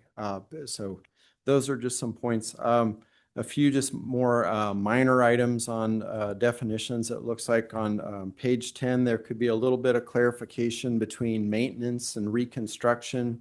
For example, sealing of roadways is really not reconstruction, that's maintenance. Overlay is a term that's used in there. Overlay is one type of treatment. Perhaps the guidelines should say rehabilitation, which is a broader term. Sometimes it's overlay. There are various levels of that. We want to be clear. It's not I don't think the intent is the policy is just to prescribe that one method. We have that. Something we noted as city manager Zeba noted from Reedley about trails maintenance and ensuring that the pavement maintenance is included. We also noted watering and electricity bills are not clearly called out in that. That would be a concern if that were excluded. Ability to pay the water bill for trees along a trail, that's important to be able to do that. Or if there's lighting, again, the ability to pay the power bill would be important on that. One last item that we noted on pages 15 and 16 of the policy, there's a call out with eligibility for labor, materials, and equipment for day labor.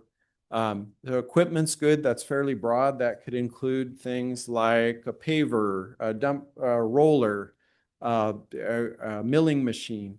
It does not clearly say vehicles, but vehicles are part of that operation. You'll have things like a dump truck. You'll have so again, just clarification. I would expect the intent is that they are today. Vehicles are eligible for repair, replacement if they're part of a maintenance operation.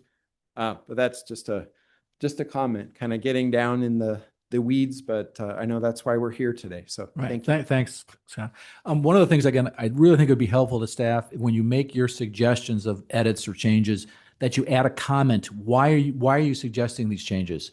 And so, for example, like what Scott just said, vehicles are currently covered under the measure. So he would change that, add vehicles, and explain why. I think that explanation is very, very helpful. And at some point, maybe there's something we can do. We can talk with COG staff about how we put this together so everybody can see all the suggested changes and then decide what they want to do going forward. Kind of like that Q&A thing we did on roads. to give people information on roads and transit. Any other public comments? Oh, sorry, go ahead. Thank you, Chair. Nicole Ziva, City Manager for the City of Reedley. And since Scott brought us a little bit into the weeds, I'm going to do that just really quickly to add some food for thought, because it's the unintended consequences that I think non-experts may need to know about. And so this, again, an item in the weeds, and we will provide this in writing. So so you don't need to remember it, but hopefully it'll start you thinking in a different way on some of the other things as well.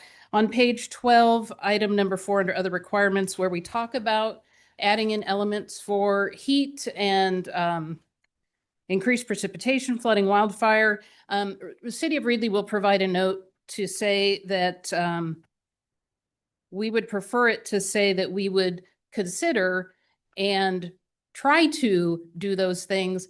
But the trail between Parlier and Reedley was brought up. If we tried to put trees there, we'll have to drag a trunk line for water. We'll have to add the irrigation. We'll have to have irrigation designed for a considerable segment that would be very expensive. And so what would end up happening is we would suck up so much money in Measure C to fund just the tree part of a trail project like that. So we would want some flexibility, because if we were required, right now the language is written that it's very firm. If we were required to do that, that project wouldn't occur because of just the water and the electrical needs alone for the trees. So we'll provide some of that language so that the committee can consider that, to give us a little more flexibility in some of these situations, so that we can have more trail. Could you make it like a percentage of the overall cost of the project? Perhaps that's the way to address that. It'll exceed no more than, in order to put trees in, if that's cost prohibitive. Oh, like we would do an analysis on putting. Yeah, trees in, if the project costs you, say $1 million, and the $500,000 of that is to put trees in, they say, well, it's not, it's cost prohibitive to put trees in this section for that reason. So whatever the number is. I would certainly think on that, or I'll certainly think on that. But we have some areas of our town as well, in our city, where we'd like to put the trail in.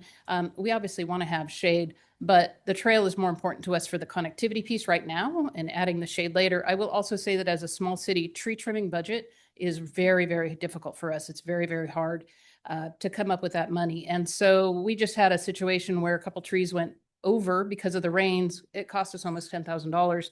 Very expensive just to repair those trees. And as a small city, I will say, and this is something that we put up with and do with as best we can. But our major liability in a small city is trip and fall claims from sidewalks that are lifted from tree roots. We do our best to go in high traffic areas and shave down the sidewalks as frequently as possible, trim the trees as frequently as possible. But the more trees we have, the more that budget gets sucked up for that, rather than the connectivity piece to put your feet on the sidewalk itself. So just some food for thought, and we will provide our comment. I'm hoping that Tree Fresno comes forward with some suggestions on how we can do it with less root invasive trees and ways to deal with that, and trees that don't need as much water, et cetera.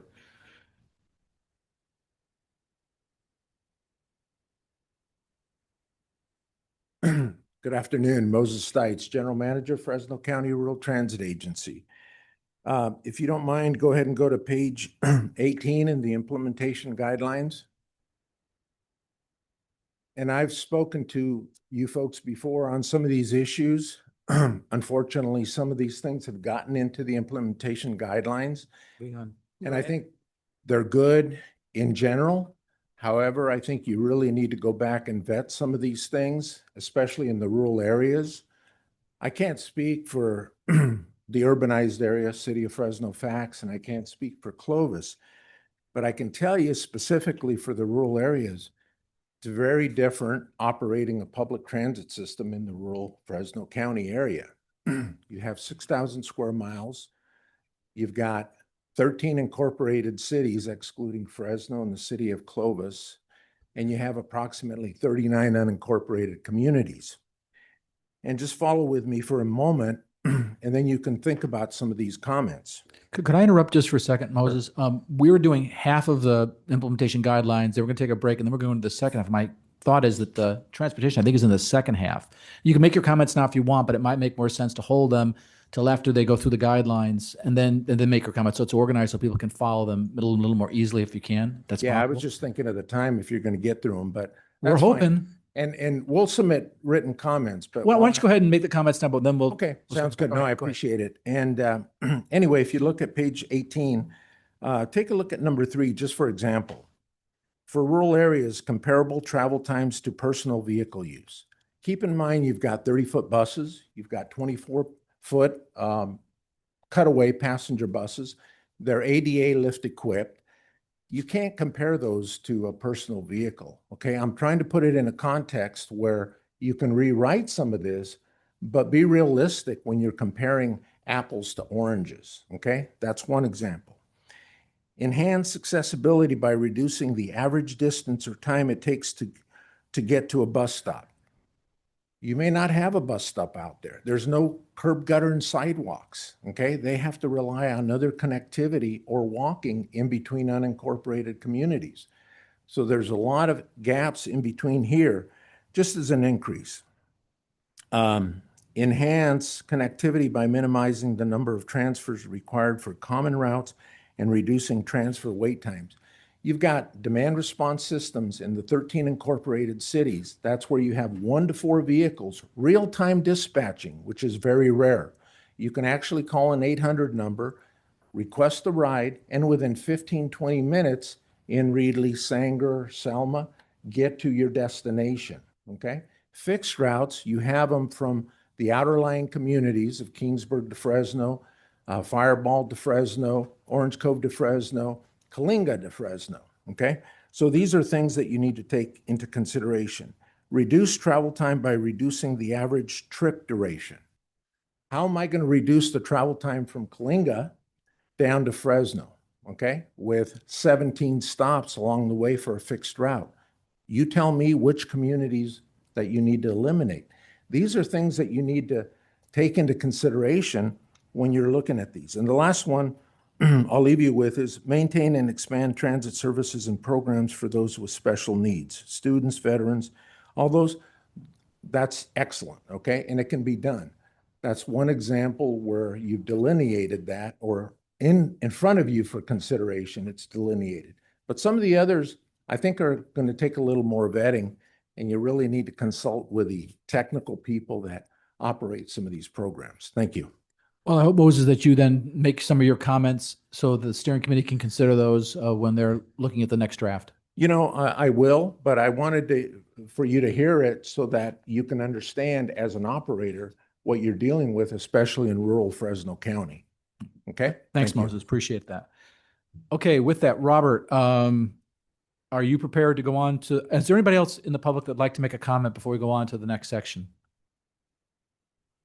Not seeing any. I guess you can continue. Robert, you want to pick up? By the way, we'll mention this. There are some cookies and whatnot over there for folks. Just go up and get something to eat. We don't want to take it home. So. It's up to you. We can continue or we can take the break that's agendized. So yeah, we're supposed to pick up at 4:30. We could take a 5-minute break. You want to take a 5-minute break, everyone? A quick 5-minute break. Okay. Thank you.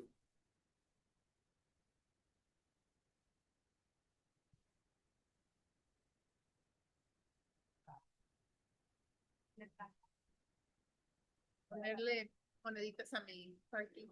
Yo no lleno copas. Pues creo que hasta las 6, ¿no? Tengo uno que no he pagado, yo creo que ya son $60. Más que ahorita tengo hasta las 5:15 o algo así. ¿Valdrá la pena ir y ponerle más a las 6?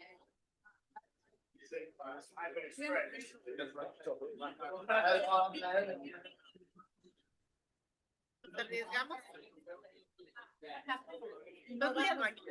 Y no vamos con alguien para que... Sí, sí, cómo no. Te voy a dar mi otro para que lo lleves. No, voy al baño. Ya me quedé. Voy a ir para subir al baño.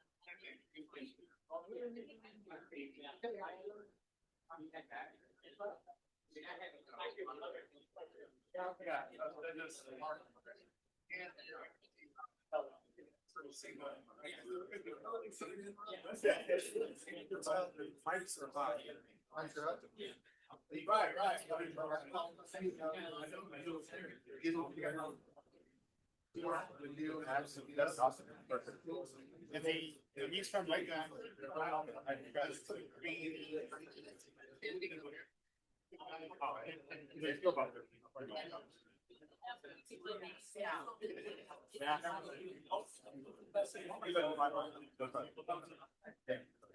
All right.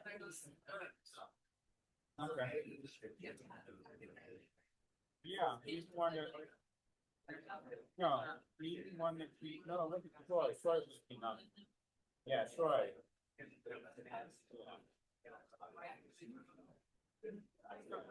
I know Troy.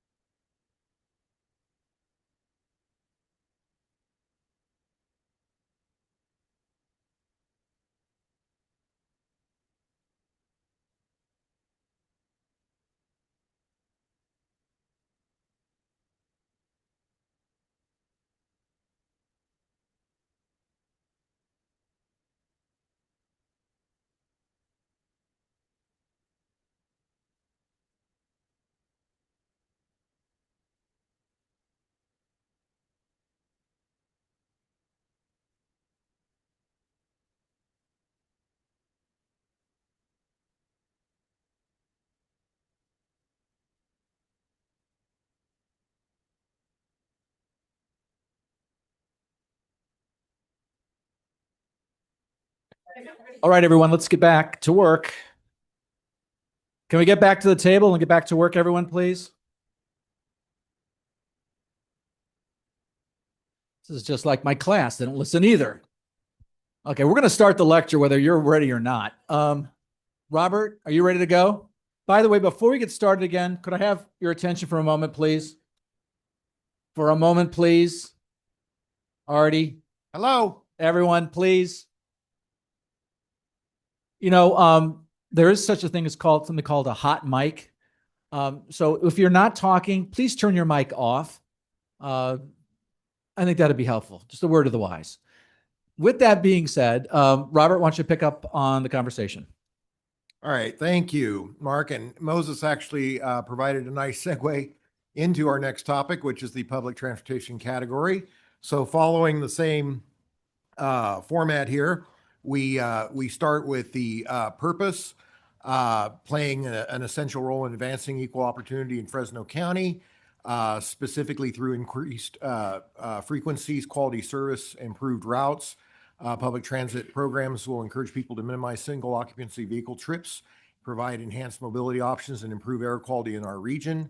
In an effort to expand and continue quality transit service, it's important to continue zero or low cost transit service for special population to reduce financial burden on riders, and also to provide more real-time information to make trips easier for transit users.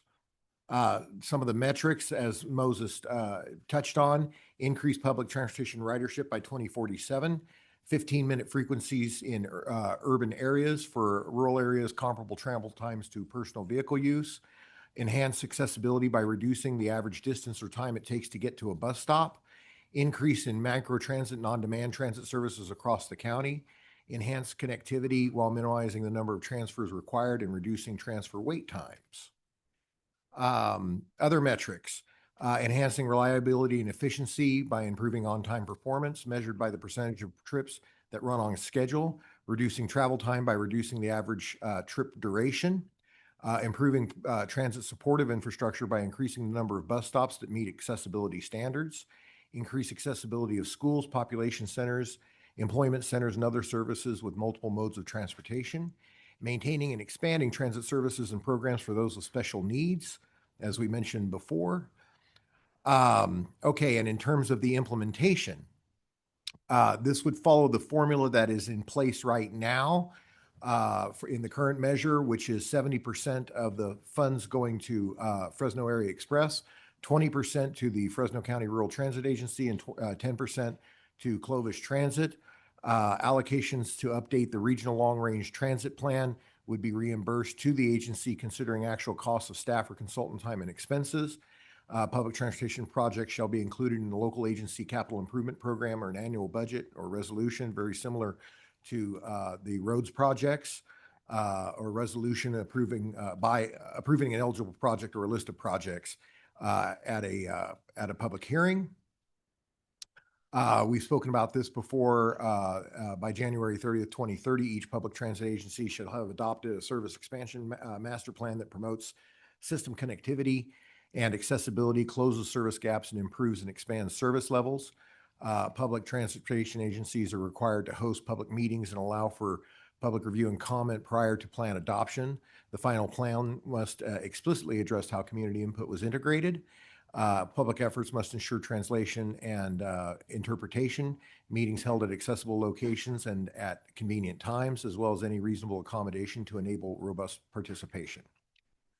Okay, so that is the public transportation program. Moving on to regional connectivity. The purpose of this program is to provide funding for priority regional multimodal street, road, and highway improvement projects. Projects of this program are of regional significance. That is to say, those projects that are used by the residents of multiple jurisdictions. Eligible agencies would include the 15 incorporated cities, Fresno County, the Fresno Council of Governments, FCTA, and Caltrans. Projects in the Regional Connectivity Program are to be identified after Measure C is renewed and may be approved for funding by Fresno COG and FCTA following a robust and timely public outreach process. Projects are generally on the state highway system, as those facilities are regional by nature. However, projects can also include those that are on major arterials that serve more than one city or area of the county. And we did talk about the suballocation 1% for Fresno Yosemite International. In terms of implementation, Fresno COG and FCTA would conduct biannual regional connectivity program reviews and updates to include projects from prior measure iterations. These reviews would determine project delivery status as well as funding availability. Adjustments to delivery schedules and funding contributions may be necessary as part of those adjustments. And no later than June 30th, 2028, Fresno COG and FCTA will develop and conduct a comprehensive public engagement process to help guide the effort to establish the list of projects to be funded and identify eligible projects for the first 7 years of the Measure C renewal program. No later than June 30th, 2034, they would repeat the process to identify projects for years 8 through 15. And then a third public engagement process no later than 2041 to guide the effort to establish a list of projects through the second half of the measure. No later than 2042, June 30th, 2042, they would adopt a list of urban and rural projects to be funded during the second half of the Measure C renewal effort. The FCTA board may consider bonding of future revenues if the project needs and deliverability exceeds the cash flow. Each agency would request project funding from FCTA, which would be provided through a cooperative funding agreement. All funding agreements reimbursed implementing agencies for funds expended. The agreements do not provide agencies with advanced funding. Access and innovation. This is the fourth category.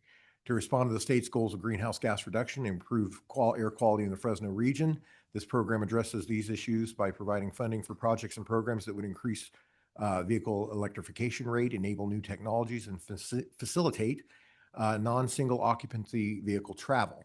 Eligible agencies for this program, again, being the 15 incorporated cities, Fresno County, Fresno COG, and FCTA. However, in this case, private sector, nonprofit organizations, or other government agencies may also apply through a sponsoring local government agency where the project is located.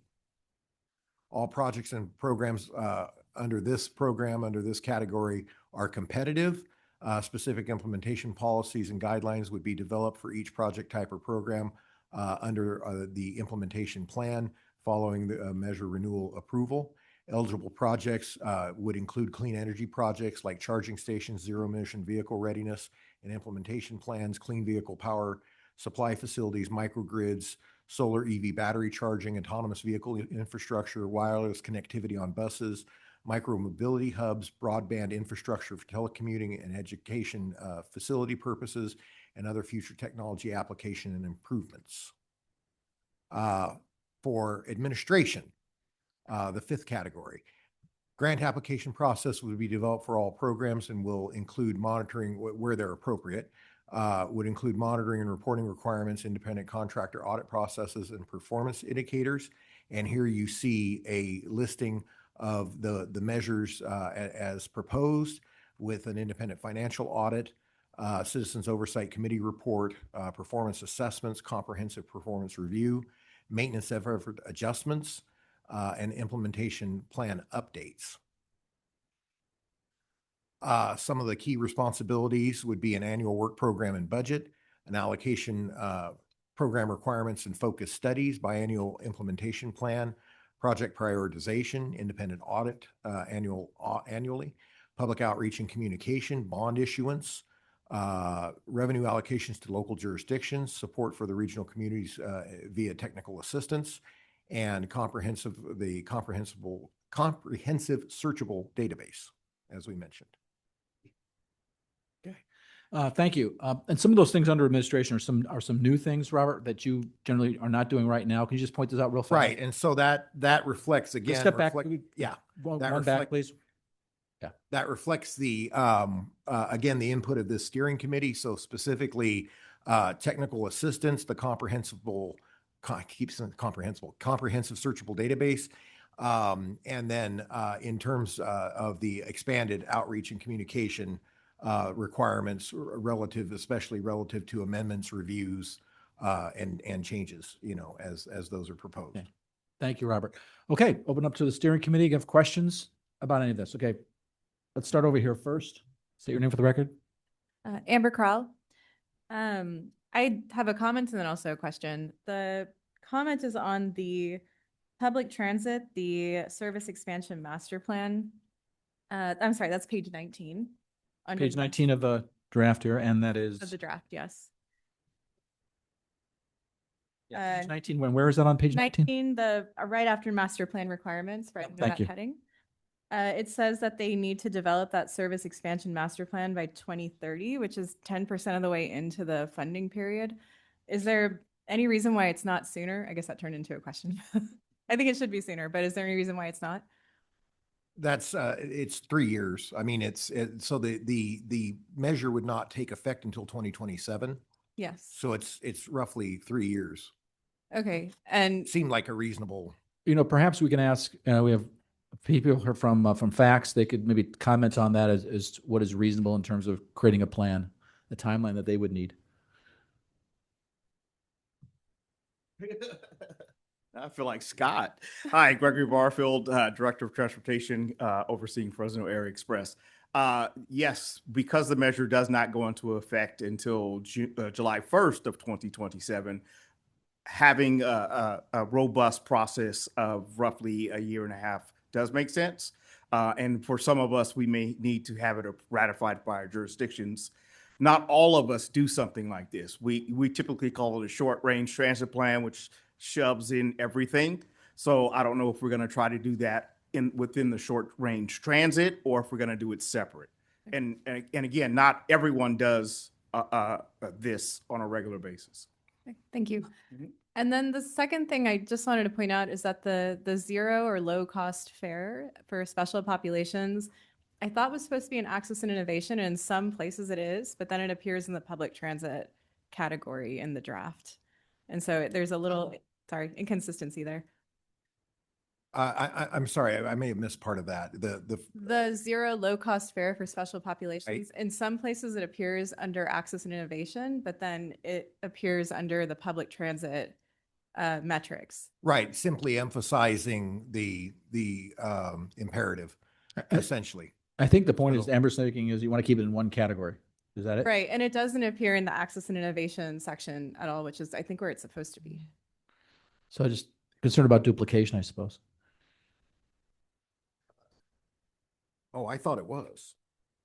Let me just speak to that. In the previous measure, we all believed that this was something public transit could do. It was not. We actually, after starting a reduced fare program for seniors, were told we needed to discontinue it by the FCTA legal counsel at that time. And so we did.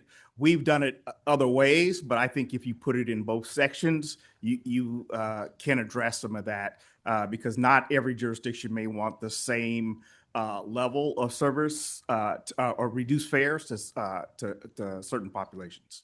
That makes sense. It's just I saw it under access and innovation on page 4, but then it's not in the actual detail. Yeah, it's supposed to be in here. Okay. That was, I guess that's our omission. That should be in there. Thank you. Larry, go ahead. Yeah, a couple of Again, questions. name for the record, please. Larry Westerland, thank you. So you mentioned administration and about bond issuance and accelerated delivery. To my knowledge, and correct me if I'm wrong, Measure C, that this organization has never done a bond. That is issuance. correct. It's always done at the city level. Correct. Or county level. Correct. You're not contemplating anything different going forward. Well, first of all, the same general, we didn't call it out in the neighborhood streets and roads category, but that would also be an eligible potential activity under the neighborhood streets and roads by jurisdiction. And in fact, I think it specifies that it's encouraged to consider that. Right. But with regard to bond issuance, the deal here is with the regional connectivity program, because it has been reduced to the 5%. There may be that potential. No one has discussed it. It's simply in there as a possibility. But you're thinking that might be a possibility for COG, not. Well, the it city. would be more for FCTA, if FCTA, because FCTA would be administering the regional program. Okay, so and your role would be limited to assisting FCTA if they wanted to go down that path Right. on a bond? Yeah, because COG, as the Transportation Planning Agency, COG does not build anything effectively. Okay, Potentially FCTA could. okay, but Right. you're not contemplating any role in. the Not with bond, regard, right? no, not with regard to bonding in it, yeah. And then in the current measure, your administration is at 1.5%, correct? Correct. And in the current contemplated one, it's 1%. Correct. So there's less money allocated, but more responsibilities contemplated. Does that sound right? Right. Again, the allocation is a reflection of, all of the input that we received. It's not something that, quite frankly, that thrills us. We had argued that there might need to be more administration revenue for that. But what is true is a reduced regional program could lessen that to some degree. So I think it's yet to be seen. But yeah, we are concerned about the administration. Because my question was just going to be, how do you anticipate doing more with less? Right. Is that idea. So, okay, thank you. He might have said AI, but I think the other point that should be made is the maximum that you can ask for administration is 1.5, correct, Robert? That's the max for administration that is allowable? Right. Yeah, under law, yeah. Any other questions from the steering committee? Go ahead, Gail. Comment, Ms. Gail Miller. So are we setting you up for failure? I hope not. I don't think so. We understand that this was, again, from the administration standpoint, this was the consensus of the input that we received. Quite frankly, the 2022 measure also contemplated 1% for administration. And so it wasn't entirely a surprise. So, we understand. Robert, what's the current expenditure right now? Are you at 1.25, 1%? Where are you? It's 1.5. No, what you're actually spending. Is it 1.5? Yeah.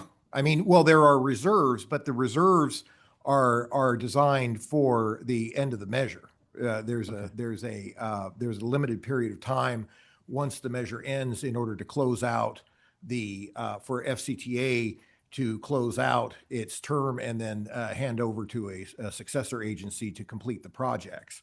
And there would be no revenue during that closeout period. And so, it's simply prudent fiscal management to have reserves.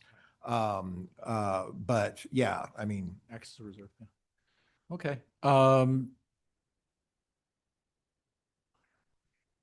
Right. Oh, okay. So evidently FCTA has bonded. So 168, State Route 168 in the 90s. Oh, No. yeah, really. Okay, so are there any other questions going around Sarah, go ahead. My question is for Moses, if he can answer something about the public transportation. I want to know, in your expert opinion, how this affects the rural communities. 68% of our student body at Reedley College uses the public transportation system because 80% of them don't have vehicles. I'm wondering how this, in your opinion, will affect Reedley and other surrounding communities. As I'm interested in what you have to say. When you say affected, How do you feel that this? How do you feel about how this is written out? I think the way, excuse me, the way it's written, I think it's effective, number one. And just to expand on your specific reference to the college students there at Reedley, we currently have a route that, two routes that go to Reedley College. One from Kingsburg to Reedley College via Selma, Fowler, Parlier, then to Reedley College, and another route from Sanger to Reedley College. If the routes were not funded by Measure C, those routes would not be in existence. And currently we're probably transporting between 25 to 40 students per day. So if you divide that in half for round trips, that would be, 15 students to 20 students per day from those communities, and they would not have access to Reedley College specifically. In the current measure, do you see any places where it's lacking? Like, are there students that need more or are the people that are riding the public transportation, do they see more need and that hasn't been addressed here yet? There are gaps out there, from Huron to Coalinga, from some of the other west communities in West Fresno, specifically Cantua Creek, San Joaquin, El Porvenir, Tranquility, possibly going to the Fireball North Campus. We did do a couple of demonstration routes out there at one time, but they were not cost effective. We work with the colleges very closely. They offer a $35 a month bus pass for the students, which is very reasonable. And we partner with the colleges. But oftentimes we do not get the ridership to sustain those routes. So one is there a need? Two, can that need be met that is cost effective and efficient? And you can still have that need, but you don't have the ridership, even if it's subsidized with those bus passes.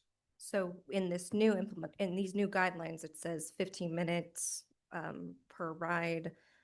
Is that what you're seeing as needed? No, that's for urbanized area. There's a difference between urbanized areas like City of Fresno and Clovis.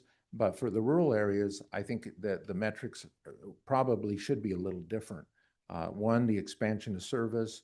Two, covering those gaps that I referenced, just one example of West Fresno, West Fresno County.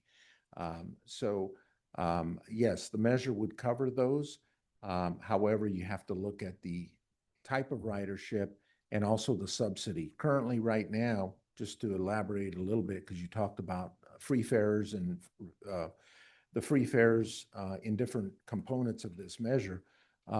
FCRTA offers subsidized fares. I can't say they're free because Measure C pays for them.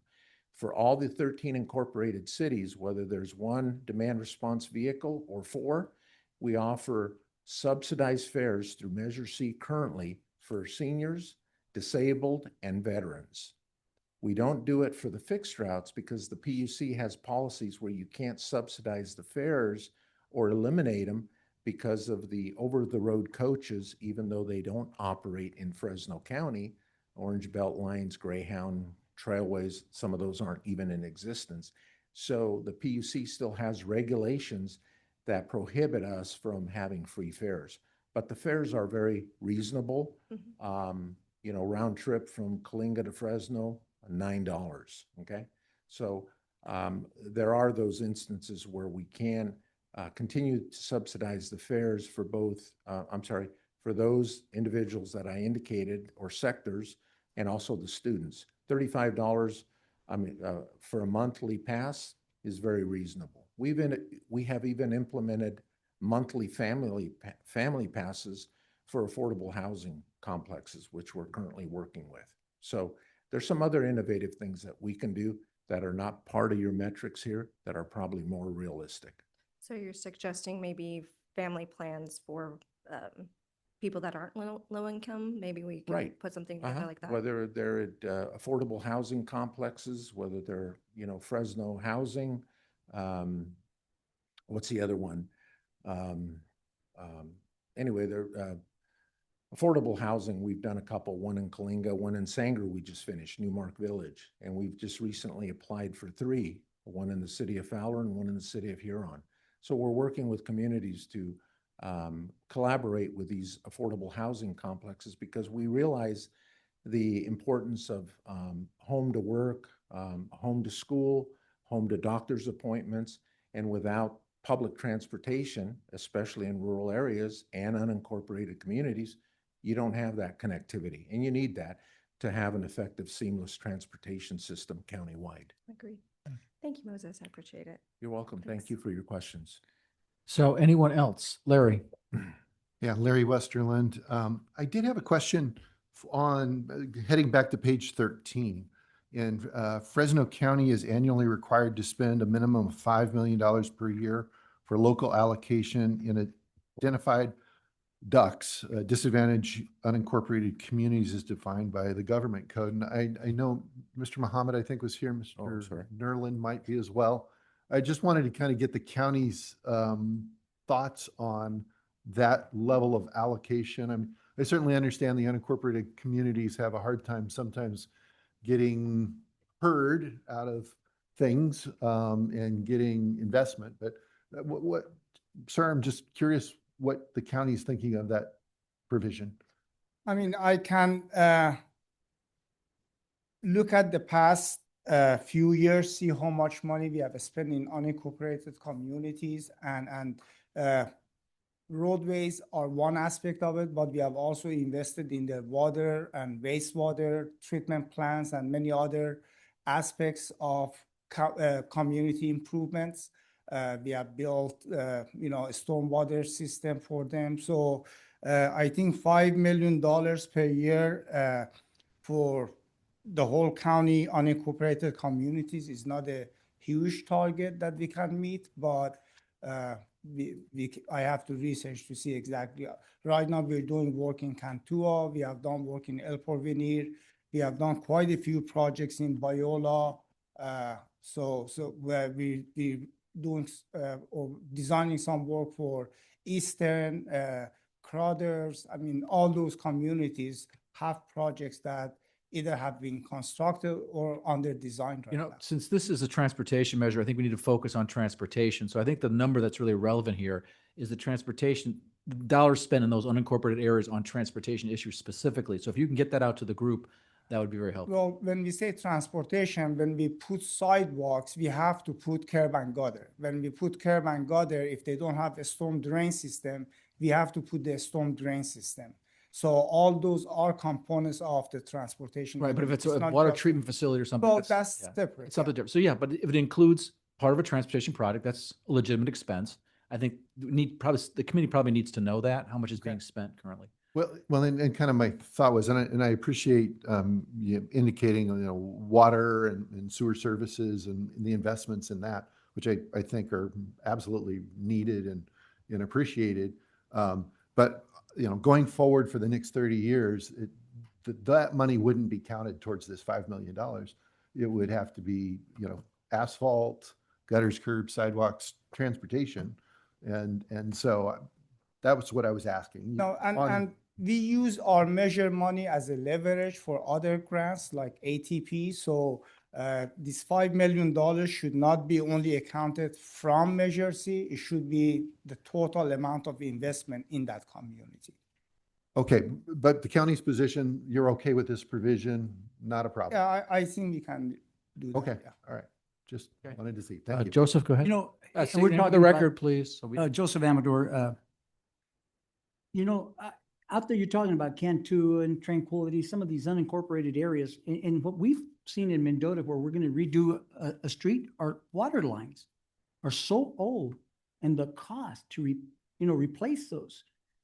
We've got to start considering. I patrolled out there, and you think we have it bad in Mendota? Go to Three Rocks. Go out there. But anyway, we had to consider that too. The transportation of the water lines of these cities out there too. Underground. If you're going to replace a road out there, and you see that your water lines aren't any good, why not replace them? Right? All that there takes need into to be a sort of consideration. funding. I mean, for the county, the unincorporated communities have their own water system. It's not like city of Mendota, and a lot of those communities don't have the resources to pay for those type of improvements. We have really seeked funding outside grants to improve the water system. Thank you, sir. You know, your comment, Joseph, it kind of is along the lines of item 10 on page 13, talking about the dig once construction. It's the same basic concept, but for water lines. Yeah, go ahead, SB. SB Sandoval, there's gonna be, I mean, for this, let's just talk about the city of Mendota, since you was talking about. Piping needs to be fixed. Are monies flexible from Measure C for them to be used for that, or just for pavement? I think it's a transportation measure, so you'd have to find other funds to do that.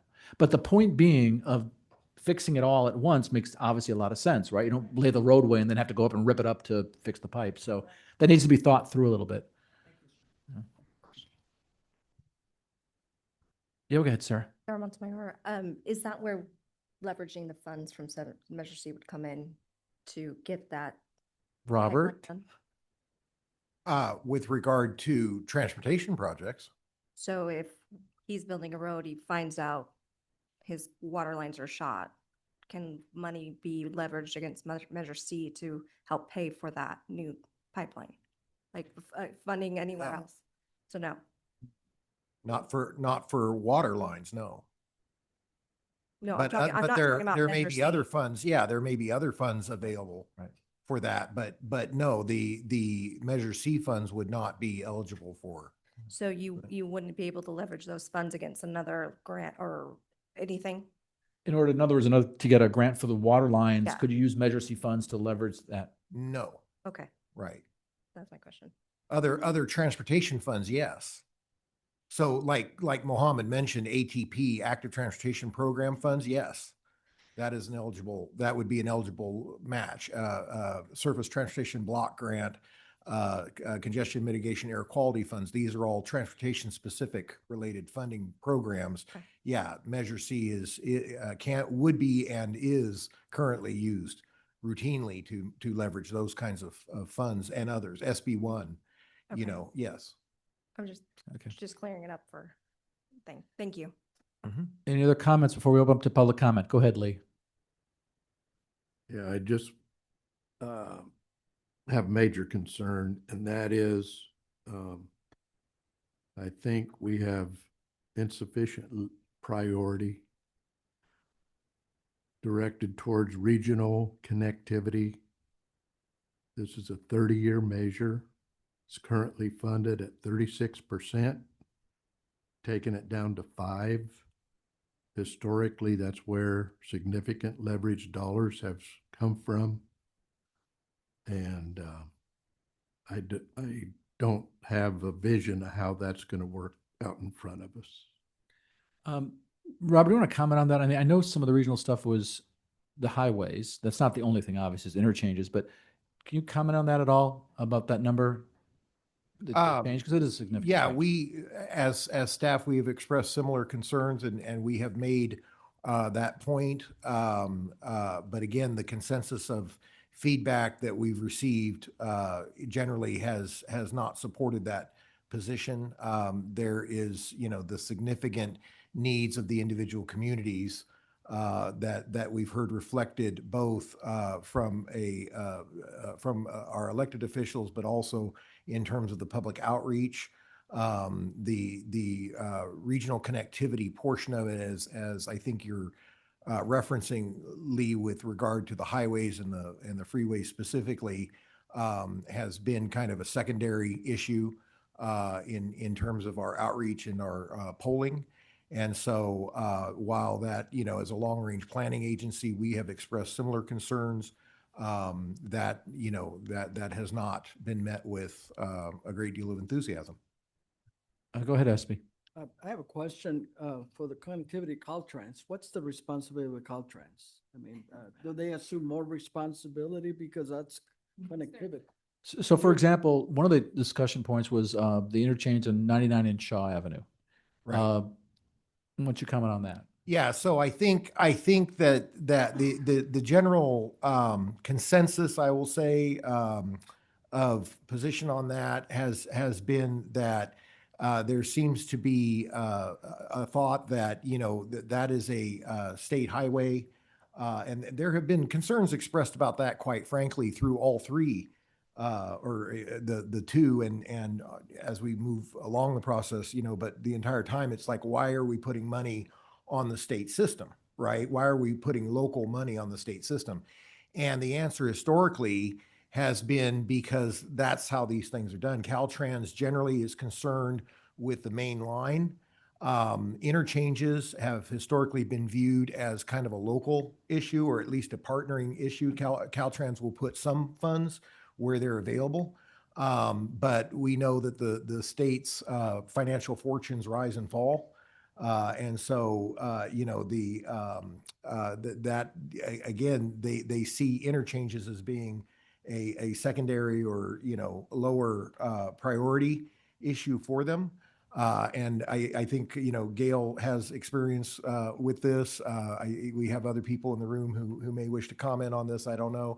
But I can tell you right now, as we sit here today, 58% of highway and freeway improvements in the state of California are funded by self-help counties, by funds just like Measure C. And so that has been the basis of our concern at Fresno COG. But like I said, that has been trumped by the rising concerns. The counter argument has been, yeah, but in the meantime, our local roads have taken the hit for that. And so we are sensitive to that as well. Okay, I And want to get our to public transit. I would like to get to public comments at some point. So Lee, we'll get you, and then Larry, and maybe we can wrap it up. Just being awake, very first meeting we had, those two chairs right at the end of the north-south line of tables were Caltrans representatives. I asked them about improvements to intersections, improvements and so forth, and their answer was, they didn't say exactly in these words, not my job, but they said, bring local dollars, and that's how those get done. So exactly what Robert's telling us. Is it as a match or as leveraging, not expecting local dollars to pay the just entire to- cost? I took it to interface with the need and move a project forward if you want to improve. Take, for example, McCollin 180, where at 5 o'clock you can stack up traffic about 2 miles just through one cycle of the red light. The question I have is, when those improvements are made, do they expect the local jurisdiction to pay for the entire amount or a portion of it? And if so, how big a portion? I think that's open for negotiation, but it takes local money. That message was clear. Okay. All right, then Larry? Yeah, a comment. A few years ago, I had a chance to sit on the Citizen Advisory Committee for Measure C, or not Measure C, for Clovis Unified School District on their bonding. And this was not the last bonding, but the bonding before that. And I thought they made a smart strategic decision. This is, so one bonding session, they went to go build new schools. They had the demand, they had a requirement, they had to build new schools. In the session that I was in, they had come up with this idea, and I thought strategically it made sense, is look, we need to spend most of the NICS bond fixing our 20 and 30 and 40 and 50-year-old school. So like 90% of it went to go fix Kasner and Valley Oak and all the other ones in the middle of Fresno or in the east side. So that's how I look at this. Okay, so we've gone out and we've built a great or good section of interstate, not interstates, but highways. And we've done our best on that. This is now taking care of our local folks. Let's get our local streets back up to where they should be. Because when I was walking streets and talking to people, there was always, they weren't really concerned about Highway 180. They were concerned about the asphalt in their front, right? They drove out every day on the way. So anyway, 30 years from now, I hope I'm around. I'm not sure I'm going to be around, but my kids, whatever, they can then build out the next section of highways and fix the stuff that backs up for 45 minutes at 5 o'clock. So anyway, that's my thought and why I'm supportive of this effort to do it local. Okay. Okay. Amber, go ahead. Sorry, mine is super quick, although I do want to also express concern with Caltrans being an eligible agency and us paying for what they're supposed to be doing. But the small thing with me is that rideshare and car and van pool programs are under access and innovation, and I think that's supposed to be under public transit. Those are the subcategories that we approved. That's on page 25 at the very, very bottom. Okay, we will check that. And if that's the case, we'll hopefully put it in the right category. I do want to open up to public comment. If there's anybody in the audience that wants, I guess Gail is just dying to make a comment. Go Okay, ahead. Gail Miller. So the state highway system, the main line, is only Caltrans #1. That's where they could spend their money. They don't do interchanges. That's an economic catalyst. That interchanges, local agencies do interchanges because it provides new revenue sources, or it needs to serve a purpose to get somewhere north and south, east and west across the highway. We are not allowed to put our money, our funds. We get 25% of the state revenue, the sales tax. Other 75% goes to local agencies. So we have a very small pot that has to be spread from Madera to the bottom of the Grapevine. And our main line, and to keep it safe, that's where they can't do. And I know that you talked about intersection improvements, like you got 180 or 168, and there's an intersection that backs up. If there's a safety issue, and I mean it has to be documented with data, that there's been fatalities and that there is a safety issue, we have to fix it. We can't let it go. We'd be liable, we'd be sued. So, and if they want, the local agencies want to put money into that, that's great. Anytime anybody wants to put money on our system, it's great. Out of all the self-help counties, Fresno COG has put the least amount of money into our system. Tulare County is the biggest donor, and have gotten more of a piece of our pie, or anybody's pie, state, federal, than anybody, because of the fact of the way they leverage their money. Madera has been very generous and also helped put money on the system. But when we're improving the system, that's when they come in with their interchange. It's their opportunity to add the interchange to it. But by law, you can't. You can't take our STIP funds and use them on an intersection because it backs up. That's just an inconvenience. It's not a safety issue. And it's strictly mainline. Okay, thank you, Gail. Feel better? Anyway, so I want to open up to the public. Does the public have any comments on this section? If you go to the microphone, please, and state your name and make your comment or question or concern noted. I'll be brief. Moses Stites, Fresno County Transportation Authority. Under administration, I think you've got some great directives there. But I think the reduction from 1.5% currently to 1%, with the added responsibilities and accountability that you're requesting and that you deserve, and so do the voters of the entire Fresno County. I really think that to provide the support for regional committees and technical assistance, the last bullet points, if you could put that slide back up, that was Under up there. administration. Yeah, thank you. The last two bullet points. I think if you really want robust information, even with the AI and computer-generated information, state-of-the-art, I really think that the 1% is very modest. And I think maintaining it at the 1.5 would probably get you better value, return on investment. And also, too, you've got technical assistance. To what extent does that technical assistance is needed? Consulting type of analysis, whether it's engineering, whether it's data analytics, metrics, other things. There's how many jurisdictions in Fresno County, not to mention special interest groups, NGOs. It's quite extensive. And I think you're really selling yourself short by 1% versus the 1.5. Also, if you look at the second bullet, allocation program requirements and focus studies. If you want focus studies that are going to provide you the analysis that you need, recommendations, findings, and possible alternative funding sources to augment the Measure C, you really need to invest in that. And that's where the ROI comes in, return on investment. Right. So basically, you get what you pay for, 1% versus 1.5. Thank you. Now, those are interesting points. Now, what's going forward to the COG Policy Board is the current allocation setup. Now, they may, again, this is a recommendation from the steering committee.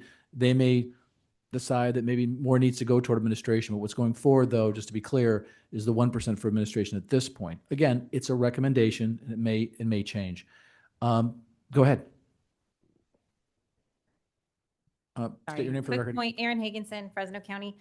To back up Mohammed's, the discussion about the the answer to the $5 million per year. So just to be clear, our revenues would maybe be, I project like 18 million in the first year, and then they go up to 60 million in the 30th year. So if you're saying 5 million to disadvantaged communities, that's a lot of our allocation in the beginning, and it's very little at the end. So I would, if you're going to have that, have maybe a percentage allocation, a percentage of our allocation to disadvantaged communities. That seems fair. So otherwise, the investment will go down over time. And at the beginning, it might be really difficult. And then I think you're saying allocation, but the other question is, yes, could we, if we got other grants, would that be okay? Could we meet that requirement in other ways? Or does it have to be the Measure C dollars? So that would really help the county if we clarified what the committee wants and how that be written in the recommendations. Thank you. And that is actually what they're doing, for example, with trails. If they're doing X number of miles, it doesn't have to be Measure C dollars. It can be other dollars that they can use to meet that metric. So that follows that same question. Go ahead.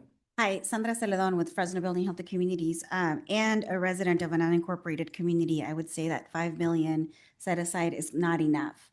For example, in 2023, there was a project in Kawa, which is a very tiny unincorporated community, at the cost of $7 million.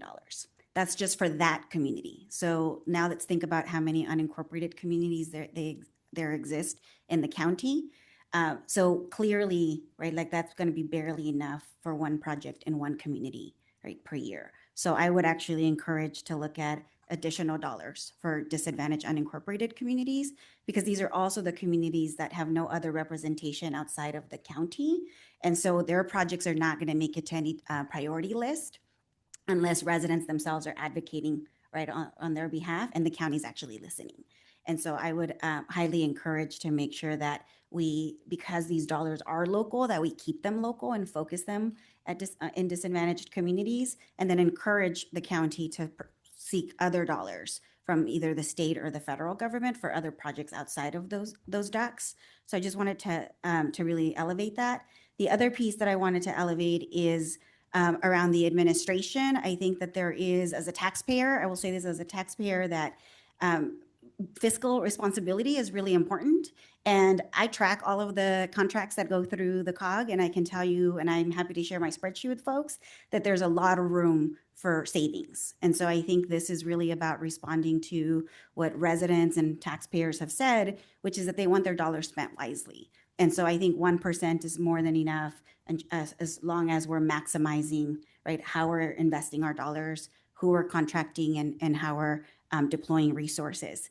And then my last point that I want to make is that around congestion, I've heard congestion, and just want to encourage folks to read the Congestion Con report by Transportation for America, which really highlights the fact that widening lanes or freeways do not actually reduce congestion. They actually just create more traffic. And so if we're actually serious about addressing congestion, we need to make sure that folks aren't having to travel so far to get access to the resources and the things that they need. And so this is where I really encourage the investment in public transportation, right? The focus around complete streets so that folks are able to use other alternatives beyond driving. I can tell you that, I am a driver because I have to, but if I could actually get to work using public transportation or even riding my bike, I absolutely would do that every day. And so it's really about reducing congestion, is getting cars off of the road. And then just a final point is that I do think Caltrans has a responsibility to maintain, right, their own, the highway system, that that's not a local tax responsibility. And that in fact, there are projects that they do push in terms of interchanges and other similar projects that many residents in fact don't actually want. And so I'm really encouraged by seeing the focus in this draft around that highlights the priorities that folks have elevated throughout this process about focusing on our neighborhood streets, increasing and making public transit better. And I would also encourage including in the special population category for zero fares, students. Because as we've heard, right, like students being somebody who graduated from Fresno State, think because I could get there on the bus, I know how important it is for students to have access to public transportation. And so I would encourage that we include them as well in that population group. Just Thank one you. quick point, Sandra. Unincorporated areas, I want to say there are 36 in the county. Is that correct? I have no idea. 39, but I'm talking about disadvantaged unincorporated. I think there's 36. Is it 38? Just to give the folks an idea of how many there are. Okay, are there any other public comments? Sure. I had a feeling you might.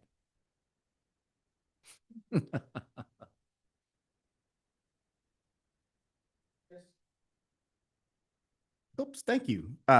Just following up on your suggestion there, Mark, that the agencies, the three transit agencies, will get together and make some comments back and funnel them back. And thank you for opening up the door, because we didn't quite understand, even though we're the technical folks, how to do that. But much of what we saw in the program for urban and public transportation, we do. And so we want to also make sure we're syncing up some of the language. Like I said, Dr. Corral, we don't all do a strategic service analysis.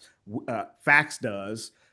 Clovis just finished a major rehab of all of their things, but anytime we do any change, we're trying to make coordination better. So we will, again, address that in the ways that we already do it. And then all of the public outreach things, we are required by the feds to do all that stuff. And some of it is done in conjunction with COG and the two staffers that I share with COG, Jeff and Todd. And then some of it is done on us, but we all have to roll it up into our federal Title VI elements. So we will make sure, again, that we get you the right comments, and we appreciate your time and efforts. Thanks. Thank you. Is there anyone else that want to make a public comment at this point? Okay, we're actually ahead of schedule. We've got 5 minutes here. We're right on schedule. Let's talk about where we're going after this, the next steps. The plan, I guess, deadline for written comments. I guess I didn't see this. I didn't realize the deadline for comments, written comments with the steering committee is the 25th, which is right before Thanksgiving, I believe. So you can enjoy your turkey, having gotten these comments off your desk. Now, remember, don't wait to the last minute. If you can, take a look at this, take a look at the implementation guidelines. I'm guessing that some people are going to focus on things that they really care about, but take a look at the whole document and make your suggestions, and then why you're making the suggestions. I think that's very important. So staff understands why you're actually making. Maybe there's more ways to get to point B than maybe just one proposal. So please do that and do it by the 25th. The plan right now is to have our next meeting together on December 4th, where hopefully we'll be able to vote on the implementation guidelines. Now remember, this is an iterative process. So there should be a conversation going on over the next couple of weeks with COG staff about different things that need to be included. And I'm hoping that we get this done before Christmas. We're hoping we get this done on December 4th. May have to have a meeting on December 11th. We're hoping not. I will say this, because I just found out about this on December 4th. I'd mentioned this to Robert, that I do have a hearing where I am the arbitrator on the 4th. Well, we could do it to the 11th, but we can talk about that. Right now, let's do it the 4th. I'm going to try to see if I can, well, when you're the judge, you can force the parties to start early and end early. So I can see what I can do about that. But right now, we'll shoot for the 4th. If we need to push it back to the 11th, we can do that, but just be flexible on that. But I think I understand this correctly, that we're going to try to wrap it up at the next meeting so we can then forward the entire package to the COG Policy Board. Mark, sorry. Yes, if go we ahead. can't do the 4th, can we do the 3rd instead of pushing it back by a week? I can the 3rd. I don't know if I can.